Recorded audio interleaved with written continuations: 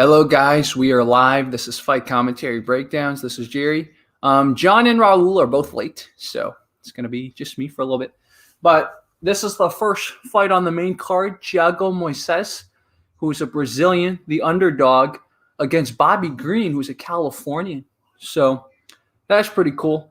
USA versus Brazil. So I decided to go live, to skip all the pre-fight stuff. They're about to literally just start. So I might have to run out soon because John's coming. But until then, we'll just watch this and we'll see. Bobby Green, the Californian, the American, is the favorite, minus 310. And he has a record of 27 wins, 10 losses, and one either draw or no contest, probably a draw. So, 3 rounds. First round's about to start. What's up, Phil? What's up, Ryan? We got 2 people in the chats already. 13 people watching. Whoa, the camera shifted a little. Anyways, here they go. First round.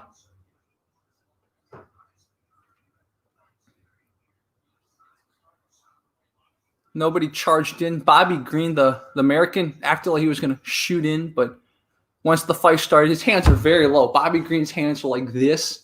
Moises' hands are like that. Man, Bobby Green's hands are like this, man. He's literally like this. Ooh, and Moises just threw a power kick to his face and then to his thigh, which Green checked. But Green is still like this, face completely open. And the Brazilian threw another kick that Moises ducked, or not ducked, sorry. He got out of the way. Oh, he ate one to the face. The Brazilian kicked him, Moises, in the face. Moises, the Green, the American guy, still has his hands down here. I don't get this, man.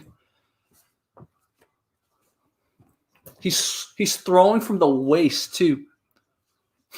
So let me know, guys. Would you guys ever fight with your hands down here? Because that's what the American's doing. He's doing these stepping in side kicks on the Brazilian, which is pretty cool.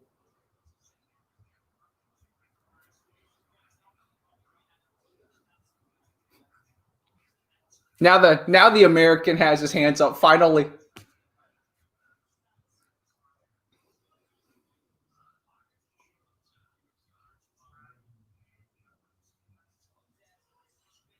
I guess he's baiting the Brazilian to strike at his face, right? But his hands went back down again. His hands are here, down here again. Uh-oh. The Brazilian went in for a takedown.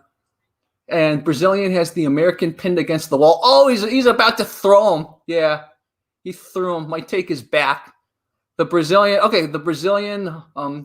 whoa! The American threw the Brazilian over his back. Now they're in north-south position, so they're kind of like this. Their heads are like that. Let's see if the Brazilian can get out of north-south position. Yeah, Brazilian's gotten out of north-south position.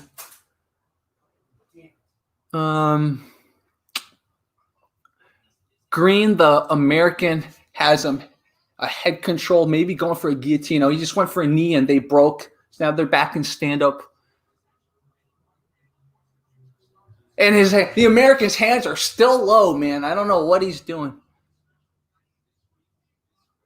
But I think if I were the Brazilian, I would probably be really, really, really frustrated right now because this guy's just not taking it seriously. And, I'm not able to do too much damage on him.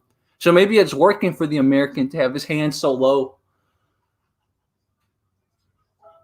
Man, I just get a feeling he's going to get hit in the face if he keeps this up. Wonder what his training is. If any of you know what this American guy, this Green guy's training is, let me know. It looks like John Evans is coming soon. My buddy Mike is rooting for Green. Somebody says turn the camera. Face the Pain by Stem. Is that a song? Says Knee Strikes. What's up, Sierra? Oof. They're exchanging it looks like Green was trying to tell the ref that he got hit in the eye, but the ref didn't see it. So 1 minute in the round left. The Brazilian guy is the one moving forward most of the time, but Green counters, has like stints of explosiveness.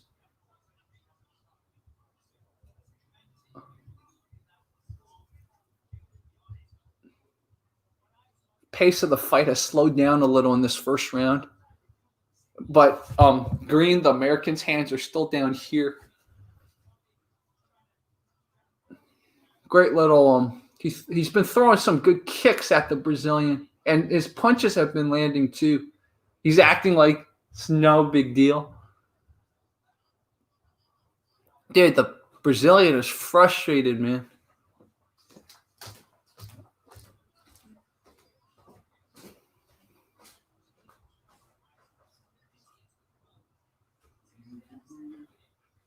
Ten seconds left in the round. I guess this is going to the second round. Oof.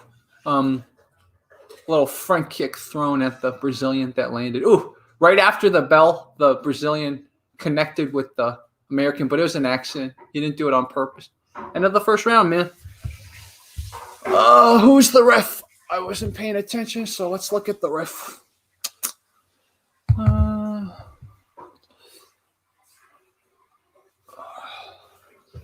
Let me look at who the ref is.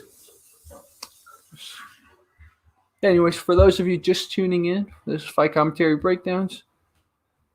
Main event, but main card, sorry. Main event hasn't happened yet.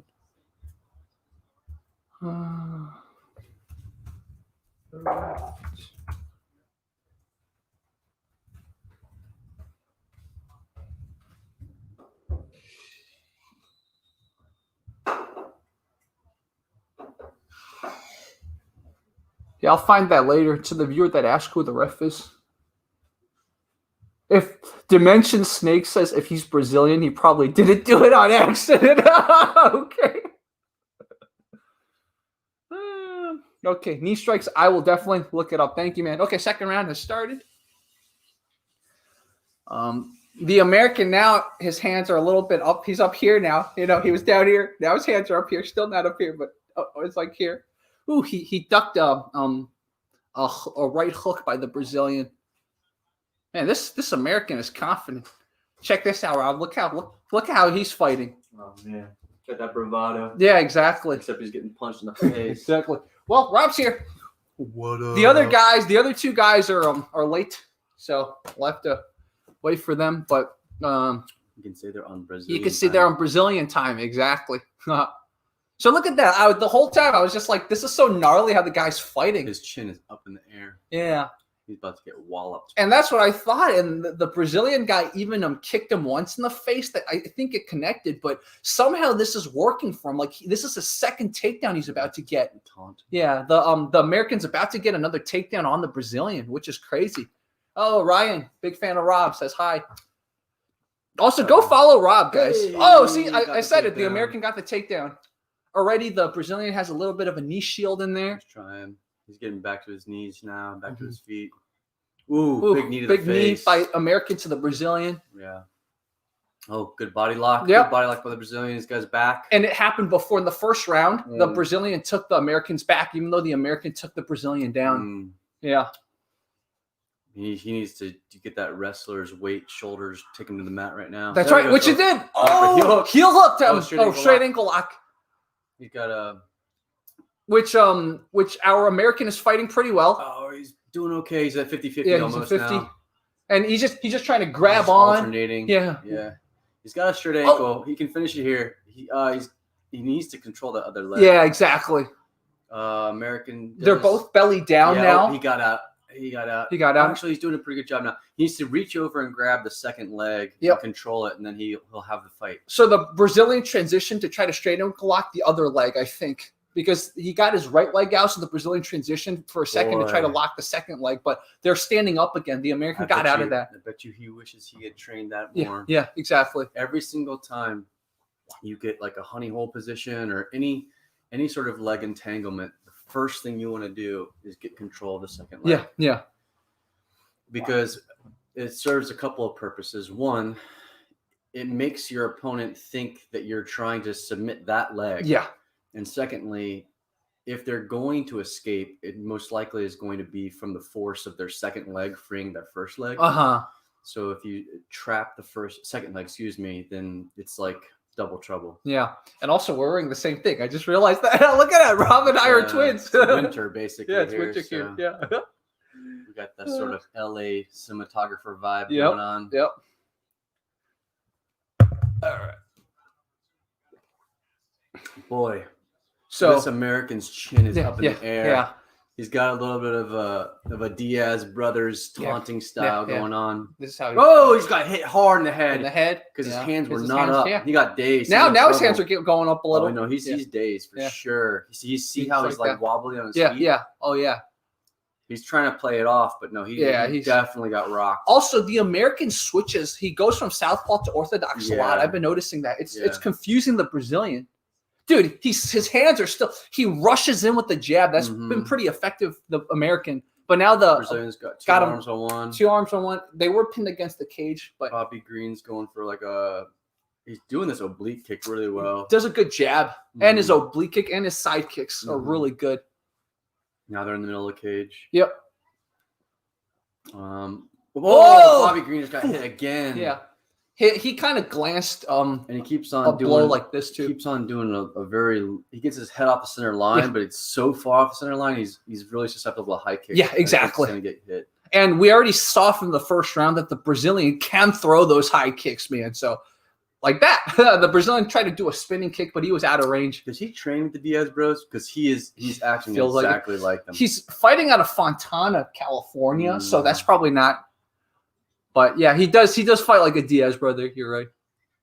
Oh. Woo! He just tried to do a front push kick. Man, every time his head he's trying to play it off like he didn't get hit. Yeah. You can see his head's getting toggled. Yeah. Oh. Man, he does not care about his head being hit. He threw a fly. You see that what happened? He threw a flying knee and the Brazilian countered with a hook. Every single time he gets hit. Yeah. And because his hands are like this, he threw a flying knee. The Brazilian hooked him right in the head. After every big sort of closure of the gap or exchange, all the Brazilian has to do is do this looping right hand over the top, and it just hits Bobby like right in the top of the noggin every single time. Yeah. Wow. Yeah, take a deep breath. I would too. So, what Dimension Snake says, it's like a DS style, probably a switch boxing base. Interesting. And then Knee Strike says that's always how Bobby Green has fought, kind of like this taunting way. I mean, it is intimidating. It is very intimidating. And I think psychologically it's kind of working on the Brazilian, but also at the sacrifice of getting hit in the head sometimes. Yeah, you never want to sacrifice that. That's for sure. Yeah. I think Brazilian's getting more confident this round. His coach is like, okay, look, just kick him in the face. Well, I mean, I think you saw him get wobbled. Yeah. So, for those of you who just tuned in, this is Bobby Green versus Thiago Moises, round 3.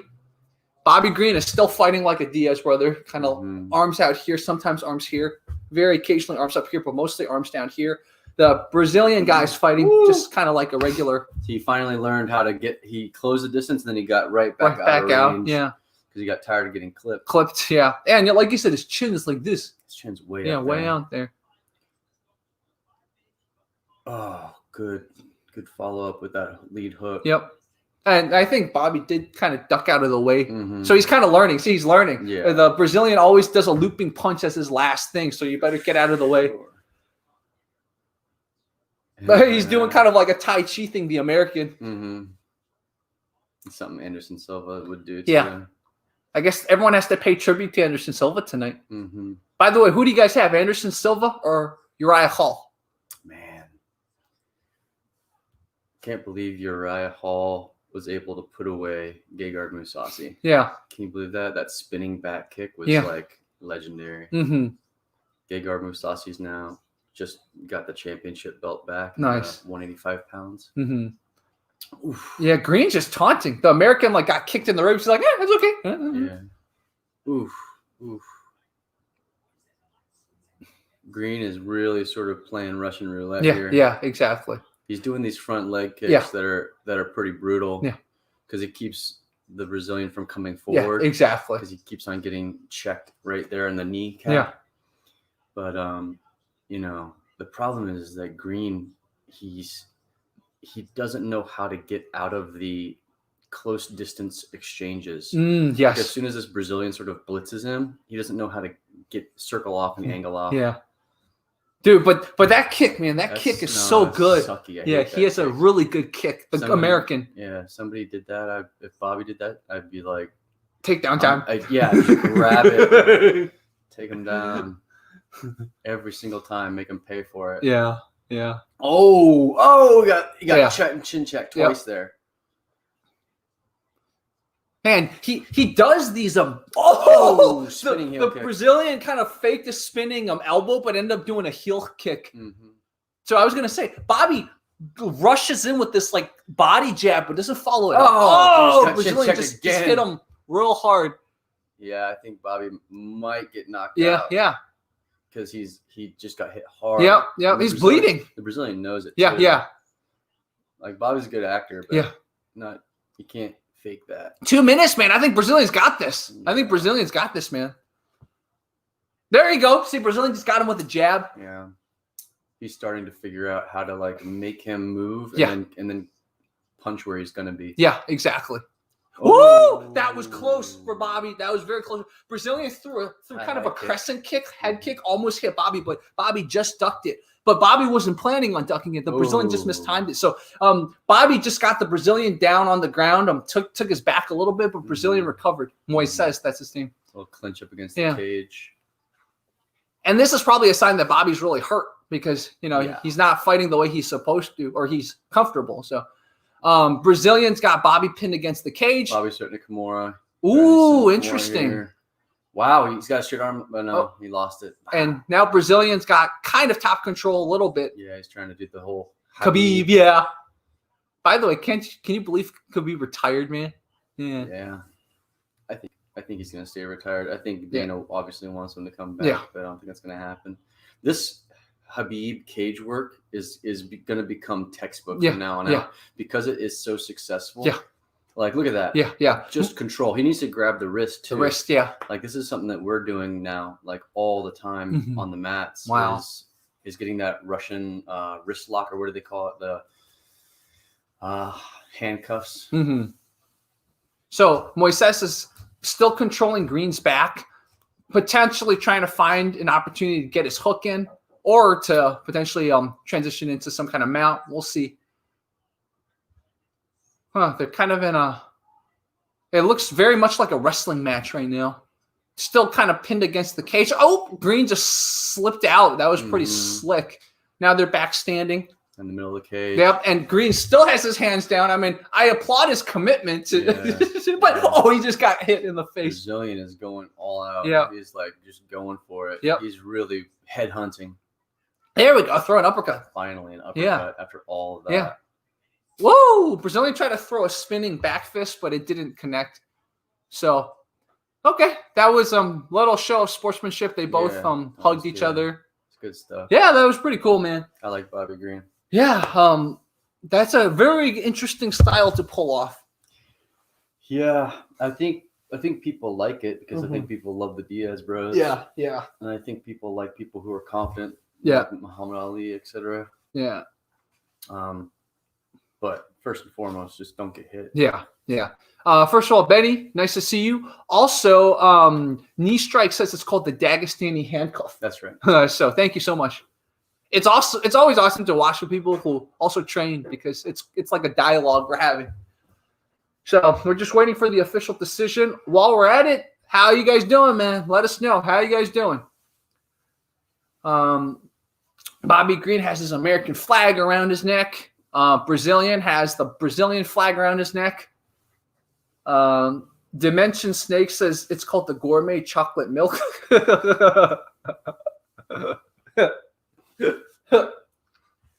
Oh man. Uriah Hall. They're teasing the main event. There's also a co-main event too. Nice. Yeah. So here are the other people in this fight card. So Greg Hardy versus Maurice Green, and then we have Charlie Ontiveros versus Kevin Holland. I heard Greg Hardy missed 265. And then made it an hour later. Wow. But how do you miss 265? Yeah. Huh. I guess you ate a big buffet meal. Yeah. It's like, I don't get it. Yeah. So Bryce Mitchell versus Andre Fili's the other. Was it a draw? Wait, what happened? Oh, they gave it to the Brazilian.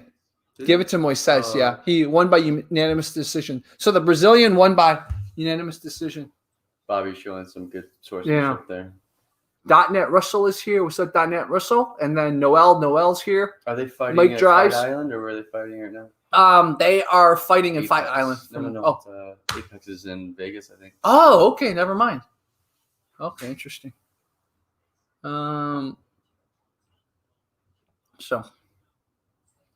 all right. So I think it was a good win for the Brazilian. Yeah. He definitely, I think, landed more significant strikes. And of course, every time, even though Green got the takedowns, he ended up in the dominant position on the ground, the Brazilian. So I think both those things together kind of factored in. Oof, yeah. That was the first round when he leg kicked. And then that was the head kick that landed in the first round again. Oh, man. Yeah. So they're just showing highlights right now. I really like Bobby. I think that, given the right trainer, like if you went to like Fariz Zahabi, yeah, I feel like there are certain people that they just need the right master. Yeah, totally. So .NET Russell felt like Bobby Green should have won. So .NET Russell's not happy. Or are you talking about you're talking about Silva versus Hall, that you think Silva's going to win? Let us know what you mean by using that word. Also, Mike Drive says that Greg had a hearty meal. So Killer Queen says that Anderson Silva might rock, or Araya might rock Anderson Silva. Yeah. Yeah, .NET Russell say fight coming to everybody else. Okay. We all, of course, have inappropriate comments going on. Guys, this is a fight channel. Come on, man. So, all right, I'm here. All right. So we are streaming off of something Jerry hasn't showed me how to do this yet. It's called StreamYard.com. I haven't tested that out yet, but we do have the Blackmagic Ada Mini Pro set up to stream next time. That's pretty cool. So we got the Blackmagic 6K. We're going to stream on the next one. Or maybe we can get Jared set it up when he gets back. We'll see. See how it goes. Hold on. The white guy, the oldest son from Home Improvement. I just heard that guy, Zach, I think his name is, right? Zach. I think he just got in trouble for battery or something. I think so. I think he just got arrested, which sucks because those child stars, man, they never get a good rub at the end. It's kind of hard to talk right now. Somebody said I look like the oldest son from Home Improvement. Zach, whatever, who just got taken to prison for battery. Oh, wow. Man. Uriah might gas in the fourth. Yeah, I think Uriah does have some gas issues. Hey, did you watch Wonder Boy versus Houston? Have not. I didn't see that. Did you see that? I have not seen it. So let us know what happened, viewer. Hey, Chad and Chang Thunderwang. Next up, we have Kevin Holland. And then an American with a 19-5 record, 19 wins, 5 losses. And this guy's a striker. And he is going up against, looks like another American. Yep, Charlie Ontiveros with a 11-6 record. So 11 wins, 6 losses. And also a striker. So we're about to see a striking match. Nice. Dino wants to know, he herniated his disc and wants to know if you should go back to wrestling or just chase aesthetics.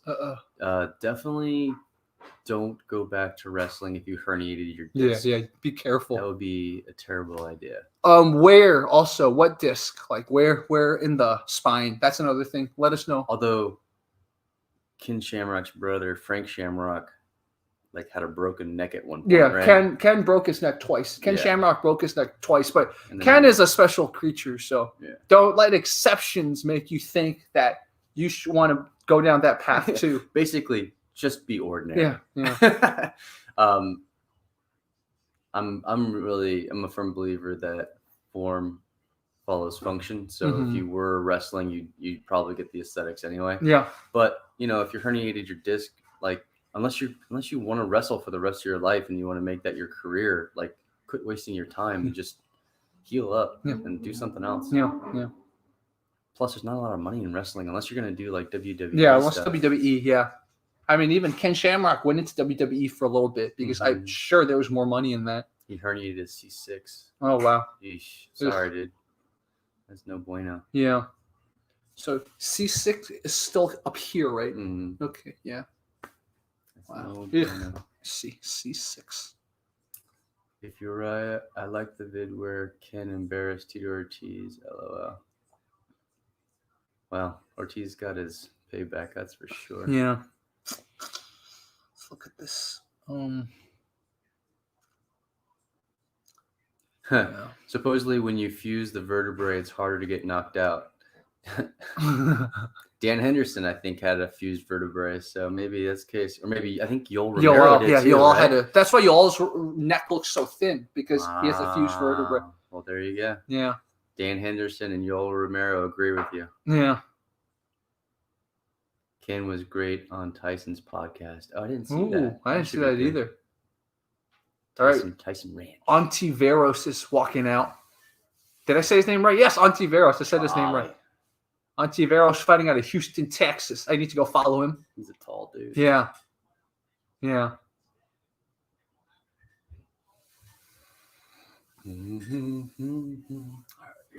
All right. So this walkout stuff's gonna take another 10 minutes. So you guys can go get some food, get some water, take a bathroom break between. They gotta walk out, they gotta do the Vaseline. Although it looks like, at least for this venue, the walkout's very short just because there's no crowd, right? So you don't need to kind of get the crowd going. So the walkout to the Vaseline part and the mandatory hugging of all coaches part just took a little bit.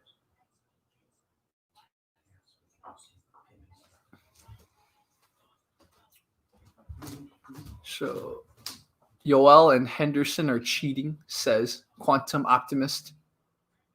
Yeah, Mike Drives is very excited about Kevin Holland versus Charlie Ontiveros. New Strike says that Kevin Holland already fought maybe 3-4 times this year. That's crazy. 2 in the last month. Wow. Benny Harris said that. Oof. Yeah, exactly. Yeah, if you put the rod in your neck. I knew a girl who, because she had scoliosis, she got a rod put in her neck. And, man, she looked like a ballerina dancer, the way she'd be so still. But then, she couldn't really, bend over and stuff, man. It was kind of weird. Yeah, I actually knew 2 people who, got the rod in their backs because they had really bad scoliosis.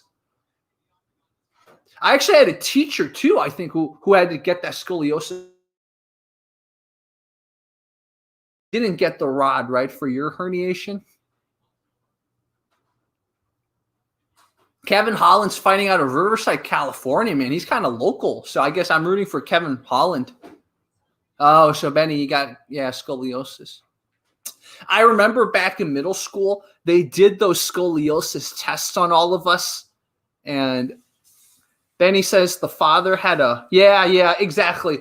All the people who've had rods placed on their backs it didn't look comfortable. And I'm sure the technology is going to evolve, right? So I think the days of the rods are done. I think eventually we're going to have basically artificial kind of discs that'll be created. I think One of our friends had a herniation, like really bad. It's a herniation and a shattering of some of her C discs. And she got this thing where it was like a really cool kind of like movable type of thing. So she can still do martial arts because they were going to fuse her vertebrae.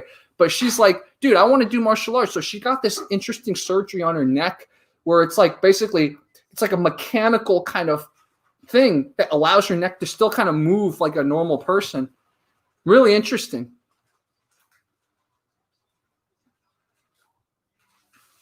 Interesting. Yeah. Dimension Snake. It's funny you mentioned it because I remember there was this girl in my Spanish class, like very short girl in my Spanish class back in middle school who had really bad scoliosis. She had like almost like, you know, that position that a lot of some girls get into where they're like almost like a permanently in a torquing position. Like that's how bad her scoliosis is. They look kind of disgusting, but there's a video. If you look on YouTube, there's a video of an adult actor actually getting that scoliosis fixed by a chiropractor. And she apparently actually had a broken back too. Like she didn't know she had a broken back. We're going off topic. So Bruce Buffer is announcing the people fighting. So we're about to start the match.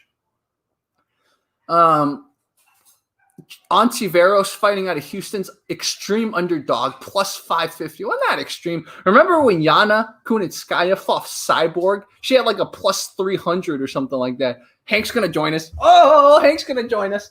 Rob's brother, Hank's going to join us. So, you guys remember Hank? That's Hank. That's Hank, Rob's brother. And then if you guys search up Nature's Wildberry, you'll find his stuff. He has some life-changing stuff, man. Fighting out of the minus 800. So a lot of people think this our man here is going to win. Our man fighting out of Riverside, which is the neighboring county to here. The referee is Mark Smith. Whoever asked the question of who the referees are, I will make sure to let you guys know who the referees are every time. Thank you for that suggestion. So, hey, a few people gave you a what's up. What up? Someone called you a yoga hippie. Yeah. Yeah. All right, so here they have started. It's another Southpaw versus Orthodox. And both of them, whoa! Holland fell to the ground. Yeah, it looks like he just kind of tripped. Both of them kind of have these like, Ontiveros did an axe kick. What was that? Yeah, these two are very like Taekwondo or karate trained, man. This is awesome. This is like a striking match. Rob's back now. Scrappy. I know, scrappy. So, big takedown. Ontiveros has Holland. There. Yeah, Holland's got his head controlled. Ontiveros is grabbing his head. Maybe is he going for? I thought he was going for the Von That Flue. was slick. Yeah. So they're in north-south position now. He almost had a ghost escape. But he kind of held himself in the wrong position, unfortunately. There we go. He's trying to.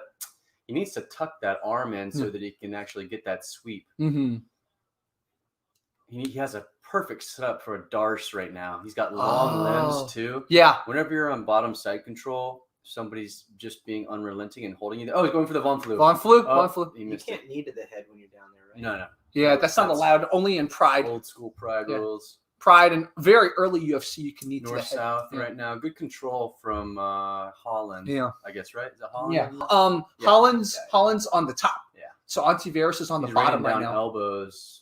Real big. Holland's got a little bit of a side control on Ontiveros. Holland is definitely aware of attempting the Von Flue. Yeah, He's thinking exactly. about it.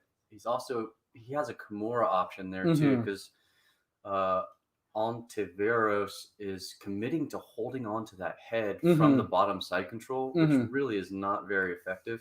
Awesome. Raul's here, so I'll be right back. All right. Catch wrestler Raul's coming. Catch wrestler Raul. Yeah. So set up a chair for him? No, I'm gonna. Okay, I can do it. Don't worry. Still in bottom side control is Ontiveros, and Holland is doing pretty good at keeping his pressure there. He could isolate the back here very easily.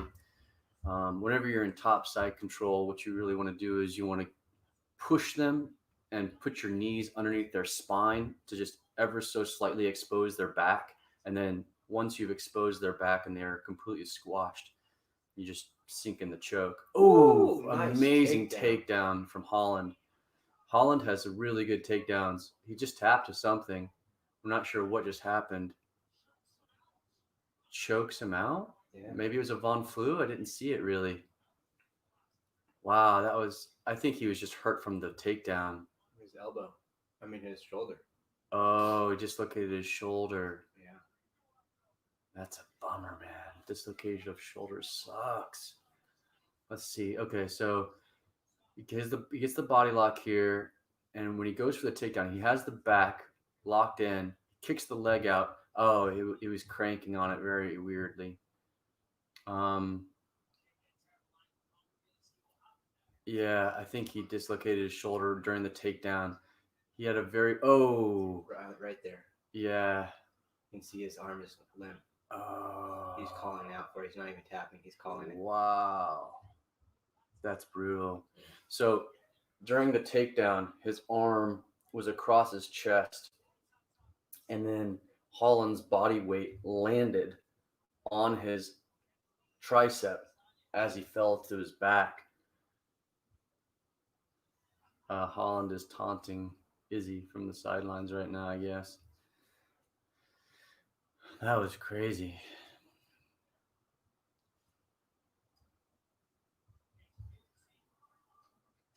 Yeah, here we go. So body lock, and then the arm is just in the exact wrong place, and his chest, all of his chest weight lands on the tricep and dislocates the shoulder. He knew it as soon as he landed. Yeah, he could feel it. Just popped. Notice the camera hasn't come back to him yet? Yeah.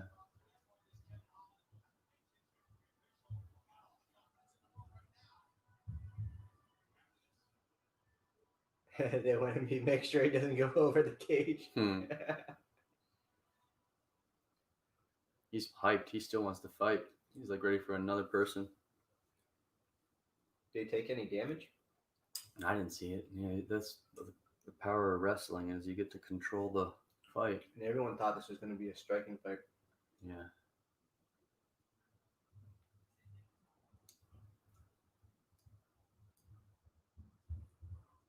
Yeah, they won't even bring him back on TV. Wow. That's why you have to be aware of every single takedown, how to land. You have to know how to fall.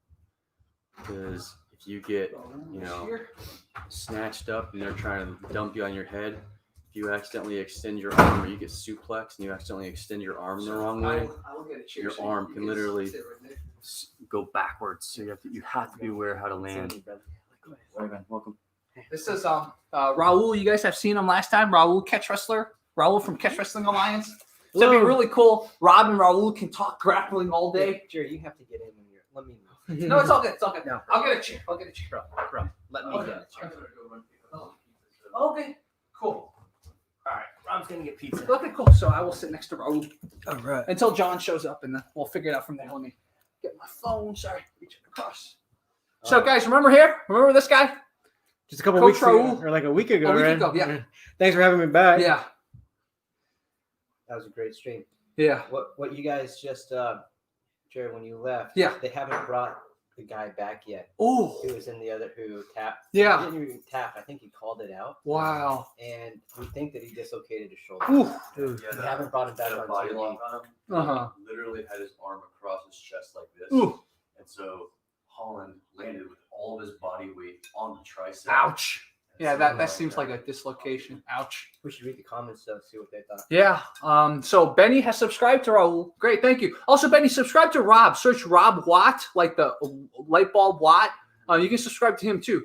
So Quantum Optimist, I know is a fan of Raul. Yeah, a lot of people are asking what happened. Jumpy Killer says catch wrestling for the streets, BJJ for the sheets. Okay, so here it is. Right there. There we go. Oh, They're yeah, showing that's definitely looks like dislocation right there. He has to call it out. He's like a chiropractor. Yeah. Oh, Yeah, so they're showing it from another angle. he kicks the foot out. Brings all that downward pressure on the shoulder area. Wow. Oh, I like this angle. Huh. What a wuss. That's good. They haven't brought him back on TV. Yeah. Since that was the last. Because he's too embarrassed. Yeah. He's Do too you guys embarrassed. remember when the Hammer, I forget his name. What's his name? The Hammer from Pride. Mark Mark Hunt. Yeah. Mark Hunt. No. Mark Hall Hammer. Coleman. Thank you. Coleman. Mark Coleman grabbed Shogun and he lifted him up and he was gonna smash him, and Shogun put his arm out. Oh, It yeah. was like the worst. Like his arm was just like dangling. Ugh. You know what I mean? It was the Wow. worst breakage. But I was telling them when you guys walked in, I was Uh-huh. like, it's so imperative to understand how to land, Yeah. how to fall. Yeah. And I think catch wrestling definitely teaches that, right? How to fall Yeah, and stuff like yeah, we start from standing. Yeah, so- stand for standing. That's what I like about catch wrestling and Strijdale also. I think there's a lot more kind of emphasis on falling. Because like with judo and stuff, like the difference between Strijdale and judo is that a lot of Strijdale, and correct me because you've done Strijdale, a lot of Strijdale you want to land like with your feet. So it's like the feet's almost like your first barrier, right? Instead of just like with your whole back hitting the ground. Yeah, it's actually really a lot like sumo, Uh-huh. right? You wear a jacket, and Yeah. usually your body size is a lot smaller. Yeah. But yeah, that's basically the rule. If you touch the ground with anything besides the bottom of your feet, you lost. Yeah, in yeah. stride jousting. Yeah, you definitely have to have that that footwork, and also if someone does throw you, see if you can't land feet first. Yeah, and I think it builds good kind of fight IQ for the streets, because if someone throws you on the street and it's concrete, you don't necessarily want to land like the way people break fall. You Yeah. probably want to land on your feet, kind of feet first. Yeah. And that was kind of the thing about catch wrestling. Going back to catch wrestling, is like a long time ago, it was these matches were held outside on maybe in a field or something, or sometimes even maybe a road, like a dirt road or something. Yeah. So a lot of times they did want to throw you to hurt you. Yeah. Right. So that's why you got to be good at trying to be able to take it and land right, or land as good as you can without just getting destroyed. Yeah, exactly. Yeah. Oh, people want Bendy. People want me and Raul this far. It'll last 2 seconds. I'll be like, oh, okay. Ah.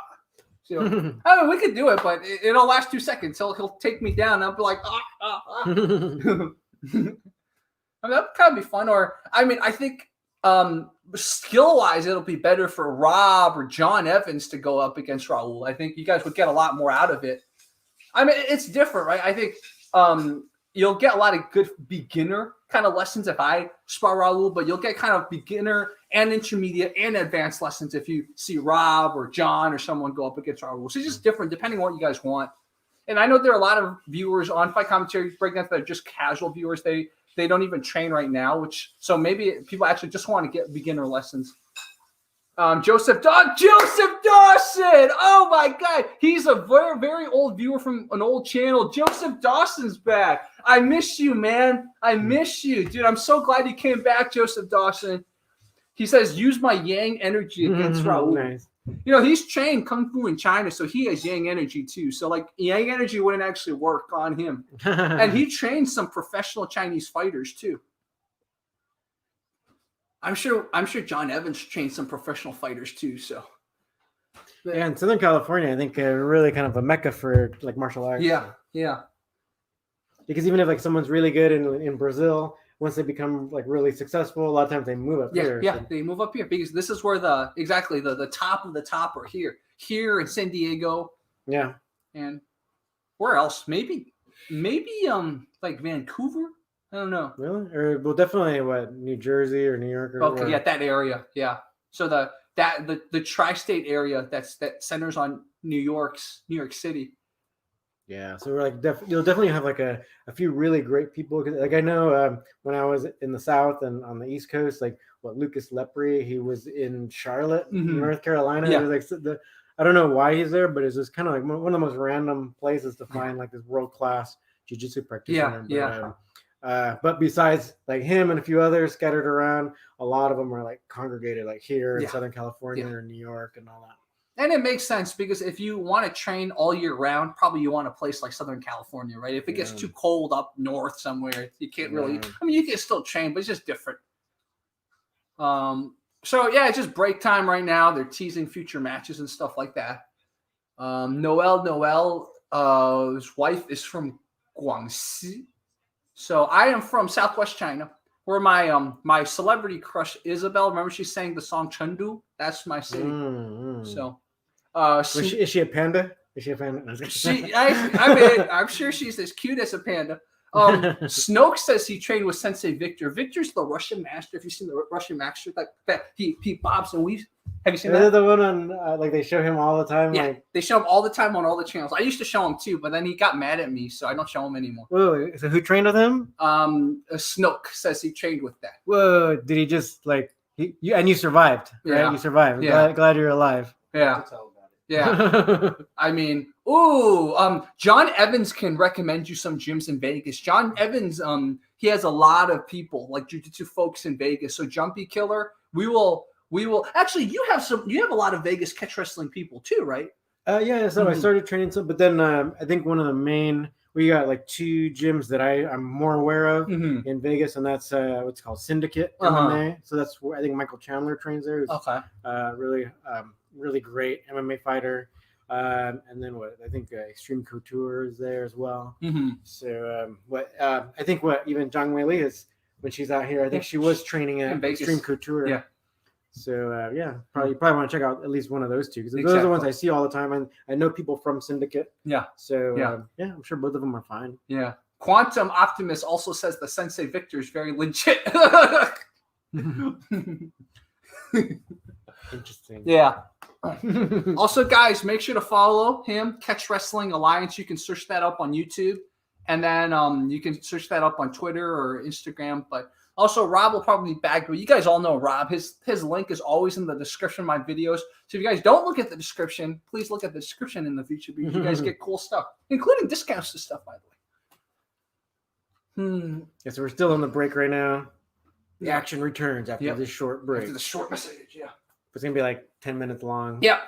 I want to say hi to everyone in Singapore. If there's anybody in Singapore right now, it's like my home away from home. I teach there quite often before the quarantine stuff.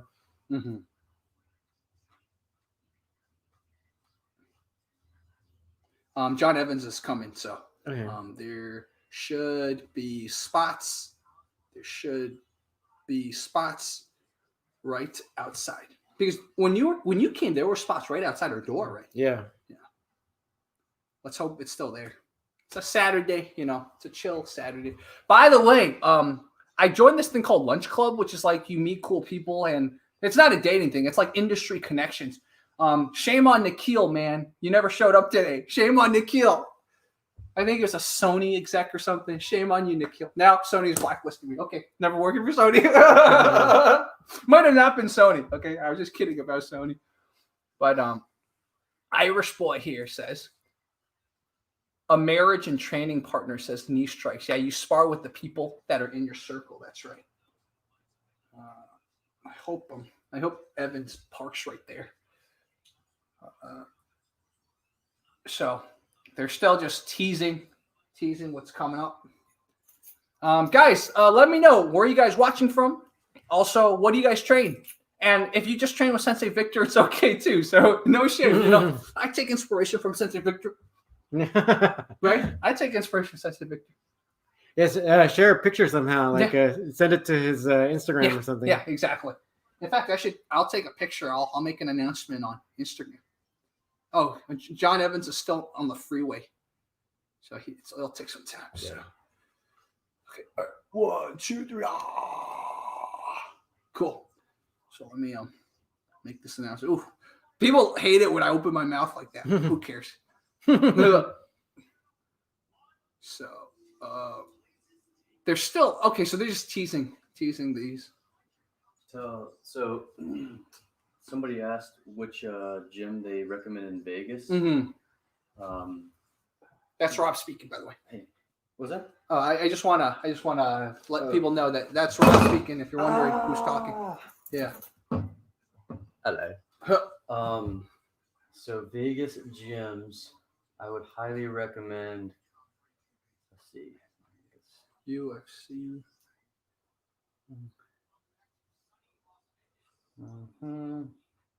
Like commentary.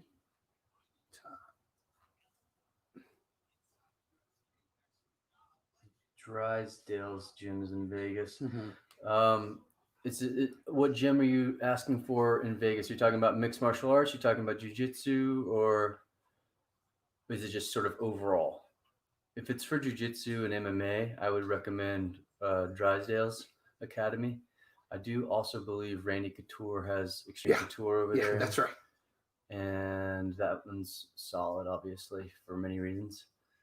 But yeah, just let us know whether you're thinking MMA or jiu-jitsu. I'm gonna bring the light in here. Yeah, sure. So if you guys heard what Rob said, more gym recommendations for you guys. And I just put it on my smaller. I think I do agree with viewers. I'm gonna retake the picture. I'm not gonna open my mouth anymore. You guys are right. I gotta look cool like you. I don't look cool. All right, 1, 2, 3.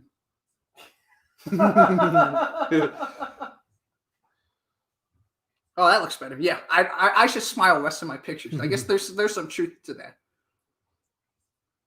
Okay, so let's see what people are saying. Someone's from the Netherlands, trained kickboxing, Muay Thai, and MMA. Says Snook. Oh, nice. TriStar Knee Strikes is a TriStar guy. That's pretty cool. So yeah, that's awesome. We train a TriStar. Noel, he says Bujinkan, but then has done BJJ. So that's awesome. You thought you looked like Manny Pacquiao. That's a pretty good compliment. Because it's dark in here, I guess. Can't see me well enough. We're gonna bring a light in. Yeah, we'll bring a light in. Guys, go follow Rob. Rob Watt. Rob will show you how to do the lighting setup and everything, man. He's legit, all right? So make sure to go follow him. Oh, he's got a official light. It's all union. Yep. Nice. You hear that? We're getting paid. We're getting paid. Hey. We're getting paid. There we go. There it is. Let there be light. Let there be light. Oh. By the way, you're welcome to come to church with us tomorrow if you want. I can sign you up. No pressure. No pressure at all. All right. All right, so I'm announcing it if I come to breakdowns. Yeah. So the next match coming up. Yeah, this should be a good one. Yeah. How many jiu-jitsu gyms are there in Vegas? Says Quantum Optimist. I think a lot. Quite a lot. There's a 10th Planet gym. Yeah. There's I think there's a Cobrini affiliate over there. Yep, Cobrina's there. 10th Planet, like not Cobrina himself, but there's an affiliate. Also 10th Planet Vegas, and I believe 10th Planet has 2 locations, one on the Strip and then one a little bit like further, one that's not on the Strip. Yeah, that's not on the Strip. One on the Strip, one not on the Strip. They have like different schedules. Yeah. But yeah, you'll have a bunch of different, and then a bunch of different smaller ones, and I'm sure there's probably a Gracie, and then probably a Gracie. There's Baja. definitely a Gracie Baja there. Yeah. The Usyk versus Chisora event in the UK. I don't think we caught it. Yeah, interesting conspiracy. 8th highest striking rate. Yeah, Greg Hardy. Yeah, he is. Greg Hardy is. Yeah, his like Mike Drive said. He ate a hearty meal. You can still see it. It's just a joke, Greg Hardy. You can destroy me in a second, okay? I just want to do some sick breaks. I know. What was I searching up? Something. Oh, I'm gonna do Google Maps, and I'll do what Rob did. Also, I'll search up jiu-jitsu. But I bet you there's kung fu and stuff in Vegas also. Oh yeah, I definitely know that because a couple old friends of mine, they train kung fu in Las Vegas. So I don't know the gym itself, but yeah, they do all the forms, all the, they dress in all the Tai Chi outfits and all that stuff. So it's out there. There's a Ribeiro school too. Shanji has a school there. Yeah, there's a Ribeiro school. Actually, let me just make sure. I don't want to claim it's Shanji. I want to make sure it is Shanji because there's other Ribeiros, right? Let's see if this is Shanji's. Is that his logo there? I don't know. I don't know him well enough. Let's see. Instructors. So there's Dex Ramos, Glenn. Oh, it's a husband and wife team. I assume it must be a Shanji affiliate. Yeah, I think so. Yeah, there's a lot of good. I mean, it's Las Vegas, man. If you don't live on the Strip, you actually can like see a lot of great stuff. Like Vegas is a pretty nice city. Yeah, it's really up and coming in because UFC's there. Yeah. Then you have all these like legit schools and boxing's there too. So I'm pretty sure there's some good boxing gyms there. Oh yeah. So there's something called Cobra Kai Jiu-Jitsu. Oh, Vinny Magalhaes has a jiu-jitsu place there too in Vegas. Yeah, Yeah, and then, like you said, there's a Gracie Jiu-Jitsu, there's a Cobrinha He doesn't Jiu-Jitsu. tap to leg locks, so Not don't at all. go to his. Yeah, place. don't. That's right. Yeah, be careful of Vinny Bagales. He might teach you the way to get out of a leg lock is just to not tap to it. Let it break. Yeah, just like have them snap your leg bones. And then you can snap it back. Yeah. Well, yeah, there is a lot of jiu-jitsu. You guys can't see, but there's a lot of jiu-jitsu in Las Vegas. All right, so the fight's going to start. Maurice Green, Greg Hardy. Hardy has more weight, about 15 pounds of weight, but Green has a little bit of height. About the same age, 34-year-old Green versus 32-year-old Hardy, and they're both Americans. This is an all-American bout. USDA approved. Yeah, USDA approved. Joseph Dawson wants to ask, what is the opinion of Izzy, as in Israel Adesanya Stylebender, going up in weight class? Oh, well, if he cleans out his division and all that, then sure. Yeah. Alkunli's here, says, been watching my channels for a while. Thank you. Also, Joseph, it's awesome you're back, man. I messaged Joseph because I found his emails again from like 2 years ago, and I was like, Joseph, and he's back. So, hey, Rob's in the chat. Yeah, Meow Brothers are there, says Knee Strikes. That's what Rob was talking about. Rob's about to start. Oh, Rob, it's about to start. The Meow Brothers have like rubber legs. Rubber legs, that's right. Albuquerque. One guy's fighting out of Albuquerque. Holy moly, that guy's tall. Yeah, he is tall. He's very tall. I should have made that right turn on Albuquerque. He must be at least 6'5". Yeah. 6'5" or 6'6". If John Evans is more late, he might miss the whole event. He might come here after the event. John Evans from BDG Breakdown is going to be here soon. So, yeah. The John Evans. And the ref this time is Herb Dean, guys. You guys said, tell us who the ref is. So we're telling you the ref is now Herb Dean. The notorious Herb Dean. And he's looking like, I hate being smaller than these fighters. Exactly. Herb Dean. Oh, by the way, very sad day. We heard that ADCC has been postponed until 2020. Oh, no. Okay, so the fight's on the ground. Hardy is ground and pounding Green. He is going fast and hard. Ooh, up kick. That was great. Yeah, Green's doing an up kick. Wow, Hardy is trying to bring the pressure. Yep. Wow, great sweep there. A little reversal. He's trying to get back up. Really needs to get his knees underneath him. Mm-hmm. Man, Hardy's heavy, though. This is not a good place for him to be here. Yeah. So I think everybody really wants Hardy to get knocked out. Oh, I see. Everybody has always wanted that. Noel says if you lose the leg in a leg lock, you still have another one. Hop around. I'm not a big fan of that, but okay, to each his own. I'm actually gonna tell people about this stream. Mm-hmm. I'm gonna tell people, but yeah, I'm still on the ground. Hardy still has top position. It's happening. Oh, look at that. So right here, Hardy's got head control. He's got his forearm wrapped behind the head of Green. Usually when you're in side control or sorry, not side control, if you're in half guard or full mount, what you want to do is you want to try and take the head off the center line and sort of just tweak the neck a little bit because it keeps the person underneath you thinking about their head and how uncomfortable it is as opposed to how to escape. So Hardy's doing a good job of creating a lot of top pressure here. Herb Dean's warning just about the fingers, making sure the fingers aren't going into the eyes.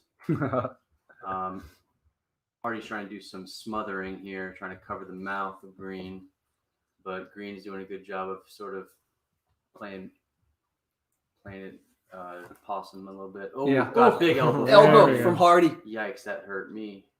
Yeah, just hearing it. Yeah. So he's doing a good job of breaking Hardy's posture, but he needs to do more. He needs to get full guard, and then he needs to try and attack with some arm bars or maybe rubber guard or something. Yeah. But you can't just stay here in side control. Sorry, half guard. You just can't stay here in half guard because Hardy's going to rain down punches like that. Yeah. Ooh, elbows. Big elbows.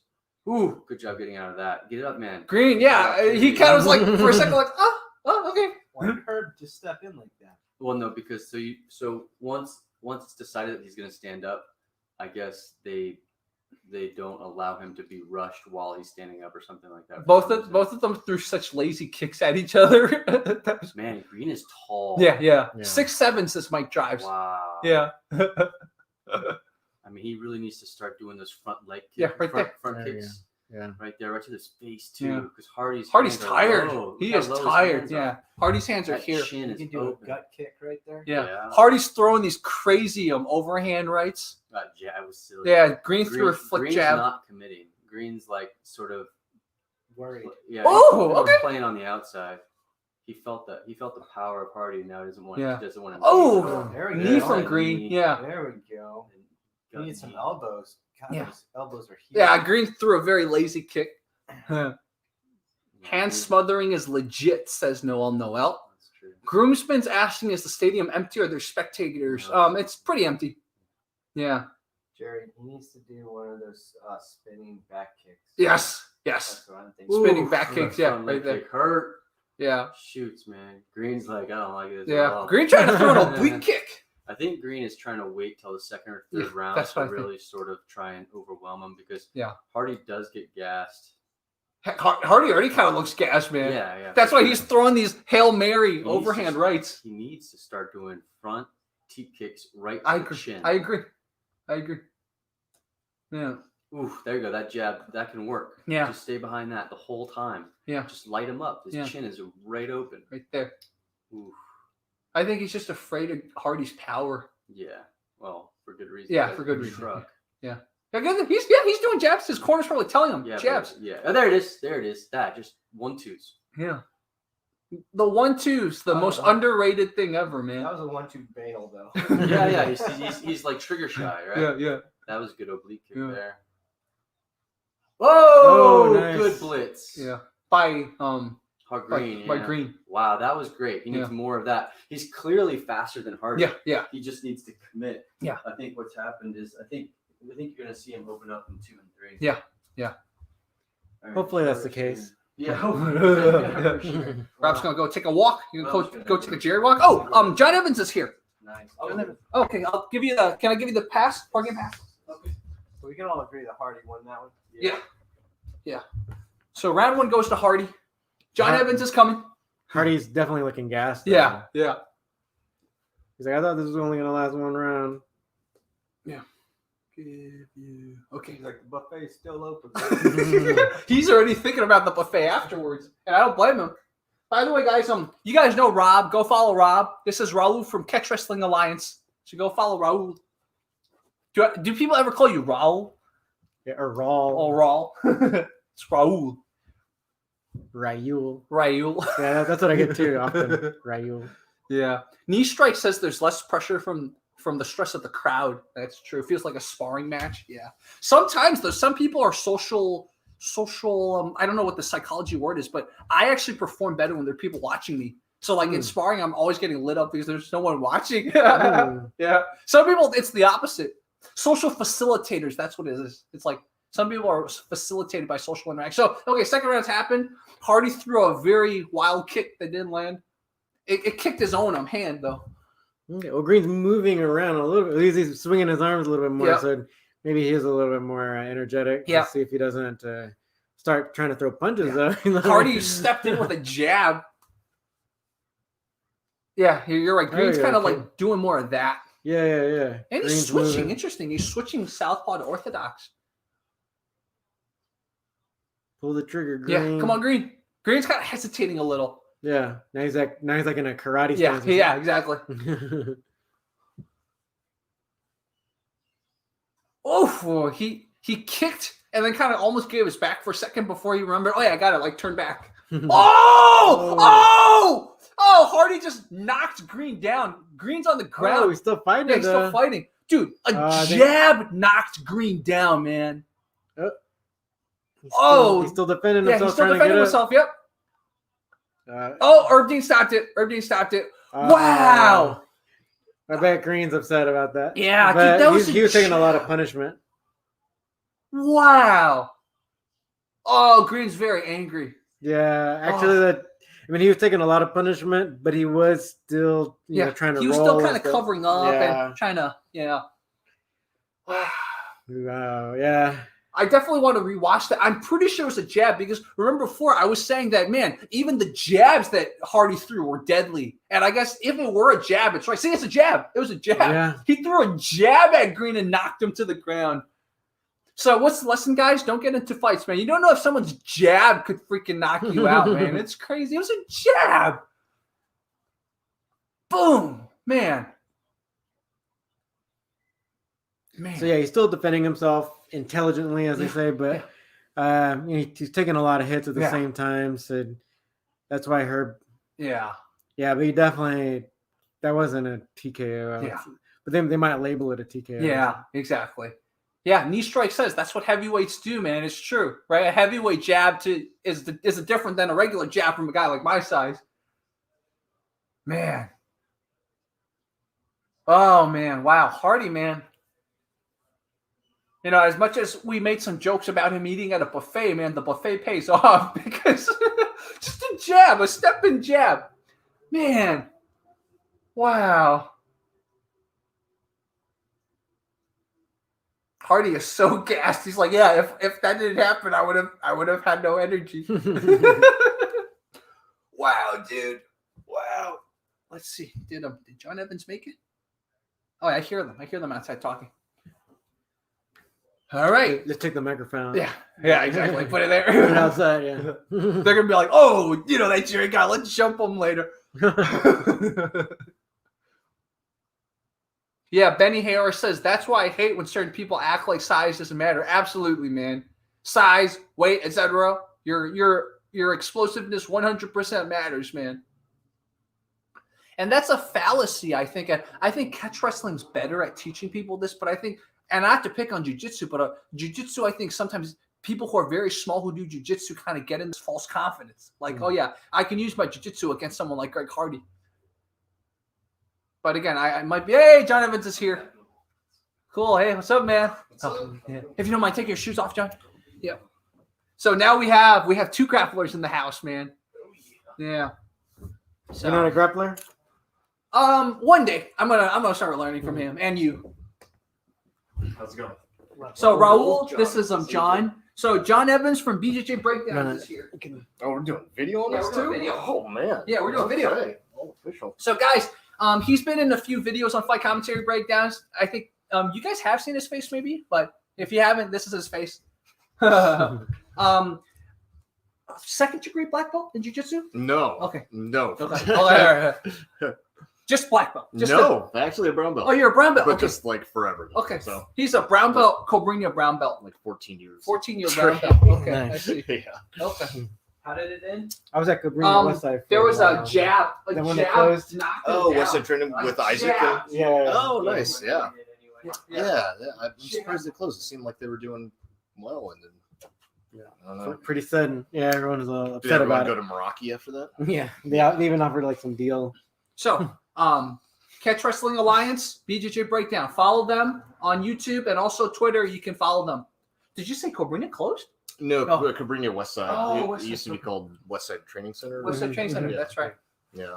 But you used to go there? Yeah, I would also teach there. They wanted me to teach like catch wrestling, and Oh, I that's cool. taught a no gi class for them. Oh, awesome. Because it was primarily like all gi. Yeah. Yeah. Someone says you look like Ramsey Dewey. Ramsey So Dewey. we got a Manny Pacquiao and Ramsey Dewey in the house. Yeah. So yeah, he's the hippie, yoga hippie. Yeah. I'm Googling Ramsey Dewey Yeah. You kind of talk like him too. to see how upset I should be. Or how happy Randy should be. Yeah. So guys, man, watch out for jabs, man. If someone's bigger than they jab you, they could knock you down. This is the first time I've seen a jab knock someone straight down. That was gnarly. Well, you guys know I trained with Coach Parrish, right? Parrish probably, if he really jabbed me hard, he probably could knock me down. But Parrish is like 6'1". At the same time, you wouldn't want to get in the ring with Paris. Yeah, that's true. Green didn't want to get in the ring either. Yeah, exactly. Wow. Good job. Hardy just looks like a monster right now. He's being interviewed. Trying to catch his breath. Are they in there? Because like in Vegas, UFC has like this really large, like 2-building compound there. Wow. So it looks like they're probably just using one of their multi-purpose rooms or Probably. Yeah, exactly, because it's in Vegas. Shout out to everyone that's tuning in, man. We got everyone. I actually forgot to put Hank. Sorry, I forgot to put your name down in this. We have Jerry, John, Raul, really. Rob, and Hank. Off to the side. Yeah. not really in it. Someone, Joseph Dawson says, I look like Israel Adesanya. Wow, thank you. That means a lot to me. Spitting image. Wow. Yeah, Wow. Thank yeah. you, Joseph Dawson. Your time in Africa. I have been practicing my kicks, so like I've been able to kind of kick higher recently. So maybe one day I'll be able to, one day I'll be able to kick that high. Definitely related. Yeah. Coach Paris has been teaching me how to follow through with my kicks because my kicks are very kung fu. It's very snappy. So he's teaching me how to throw it like a baseball bat. So I've been noticing I've been throwing my kicks slightly more like a baseball bat. Of course, last time our shins hit, and my shin's been sore for the past few days. It still hurts when it's tapped. So Terrible feeling. yeah. Man, Glover Teixeira. It's amazing that he's still competitive at a high level. Yeah. Just because he's not young and he's been training forever and fighting forever. Yeah. I think he just has so much more damage from all the years, but Yeah. it's been looking pretty good though. It's impressive. So John, Rob said the ADCC got canceled for next year. No, well, not unless there's like brand new news. Oh, sorry, IBJJF. Sorry, IBJJF. No, ADCC got postponed. Yeah, postponed. ADCC Okay. trials. Okay, trials they were because they were supposed to be going on like right now, right? Like this month maybe, and then also November or something like that. Yeah. But they pushed it back till at least February. Last okay. I heard. No, So, the whole thing got postponed until 2021 Or 22 or something. 22. That's Yeah, what Rob said. that's the yeah. news from earlier today. Yeah. are you 3 hours ago. serious? Yeah. The whole ADCC? Yeah. Like, Yeah. so there's not going to be a 2021 ADCC? Mm-mm. Yeah. Oh, And we're mentioning that crazy. because he's one of the commentators. Yeah, So, I commentated the last one. yeah. So Or one of the commentators. man, they didn't tell you, huh? They tell the commentators. They're like, let's keep him on a leash. So we don't tell him anything. So he's fighting it from our channel. Yeah, that's Wow. that's crazy. Well, and I was maybe gonna do the trials too Uh-huh. in Vegas. So Wow. trying to get ready for those February ones, but those probably won't happen now. Yeah, I had one of our viewers actually was going to participate in the trials. I was going to follow up with him, but yeah. What's ADCC stand for again? Abu Dhabi Combat Club. Combat Club. Okay, Abu Dhabi Oh no way! Just today, Combat. Yeah. man. That is that's news that's so astonishing. It's spooky. Yeah, it's spooky. It's a good Halloween news. Yeah. Oh, by the way, viewers wanted me to spar Raul, so I offered you. I said, let's have John Evans and Raul do some grappling because I get killed by Raul in 2 seconds. I was like, John Evans and Raul could probably have some really cool, good light sparring. So I totally put him on the spot, but That's okay. I'll 10 seconds, so it's already better. So we're good. Yeah. What's the next fight? It's the co-main event. It's the Twister guy, Bryce Mitchell. Bryce Mitchell versus Fili. Is his name? Fili? I don't know. Oh, Yeah. Touchy Feely? Yeah. Did you feel good? Great nickname. I haven't met Bryce, but I trained at the school that he currently trains out of in Arkansas. Oh, okay. Because many years Arkansas, ago, huh? yeah, Hmm. he trains at Westside MMA out there, and that's where one of my old catch wrestling coaches, Billy Robinson, used to teach people out of. And so I made the pilgrimage out there to train with him directly. Hmm. So, but yeah, so since he passed, I mean, I don't think they have really an official catch wrestling class or anything like that, but I think they still It's like kind the of keep spiritual type of. kind of, Just and keep it. I think they still have maybe a little bit more of a wrestling base because I know that they have, based on what I've seen from my friends who are still there, like they have like a wrestling class, and I think Bryce is really into like keeping kind of like the wrestling aspect in his fighting games. And Nice. he did a good job. So would you say his style is more like catch wrestling base for his grappling portion? I'd say, yeah, definitely. Even like you can just think just wrestling in general. I think there was one fight.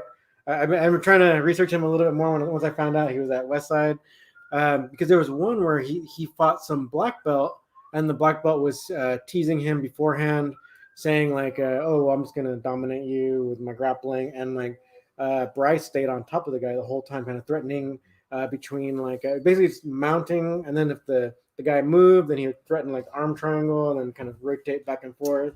Yeah, So- wrestlers are tough to deal with. Yeah. It's not just straight jujitsu. Yeah. You got to worry about the physicality and the control. Yeah. I was telling Raul about, you've trained with Victor Webster, right? The catch wrestler. So he's this guy that I keep throwing the name around, but like he hasn't come on he's been on the channel once, but yeah, he's a catch wrestler apparently too. And I've never seen him. No, if I've ever trained with him. Okay, all right. There's not a lot of. That's what I was going to ask you. Like, are you from Arkansas? Because there's not a lot of catch wrestlers like in general at all anymore.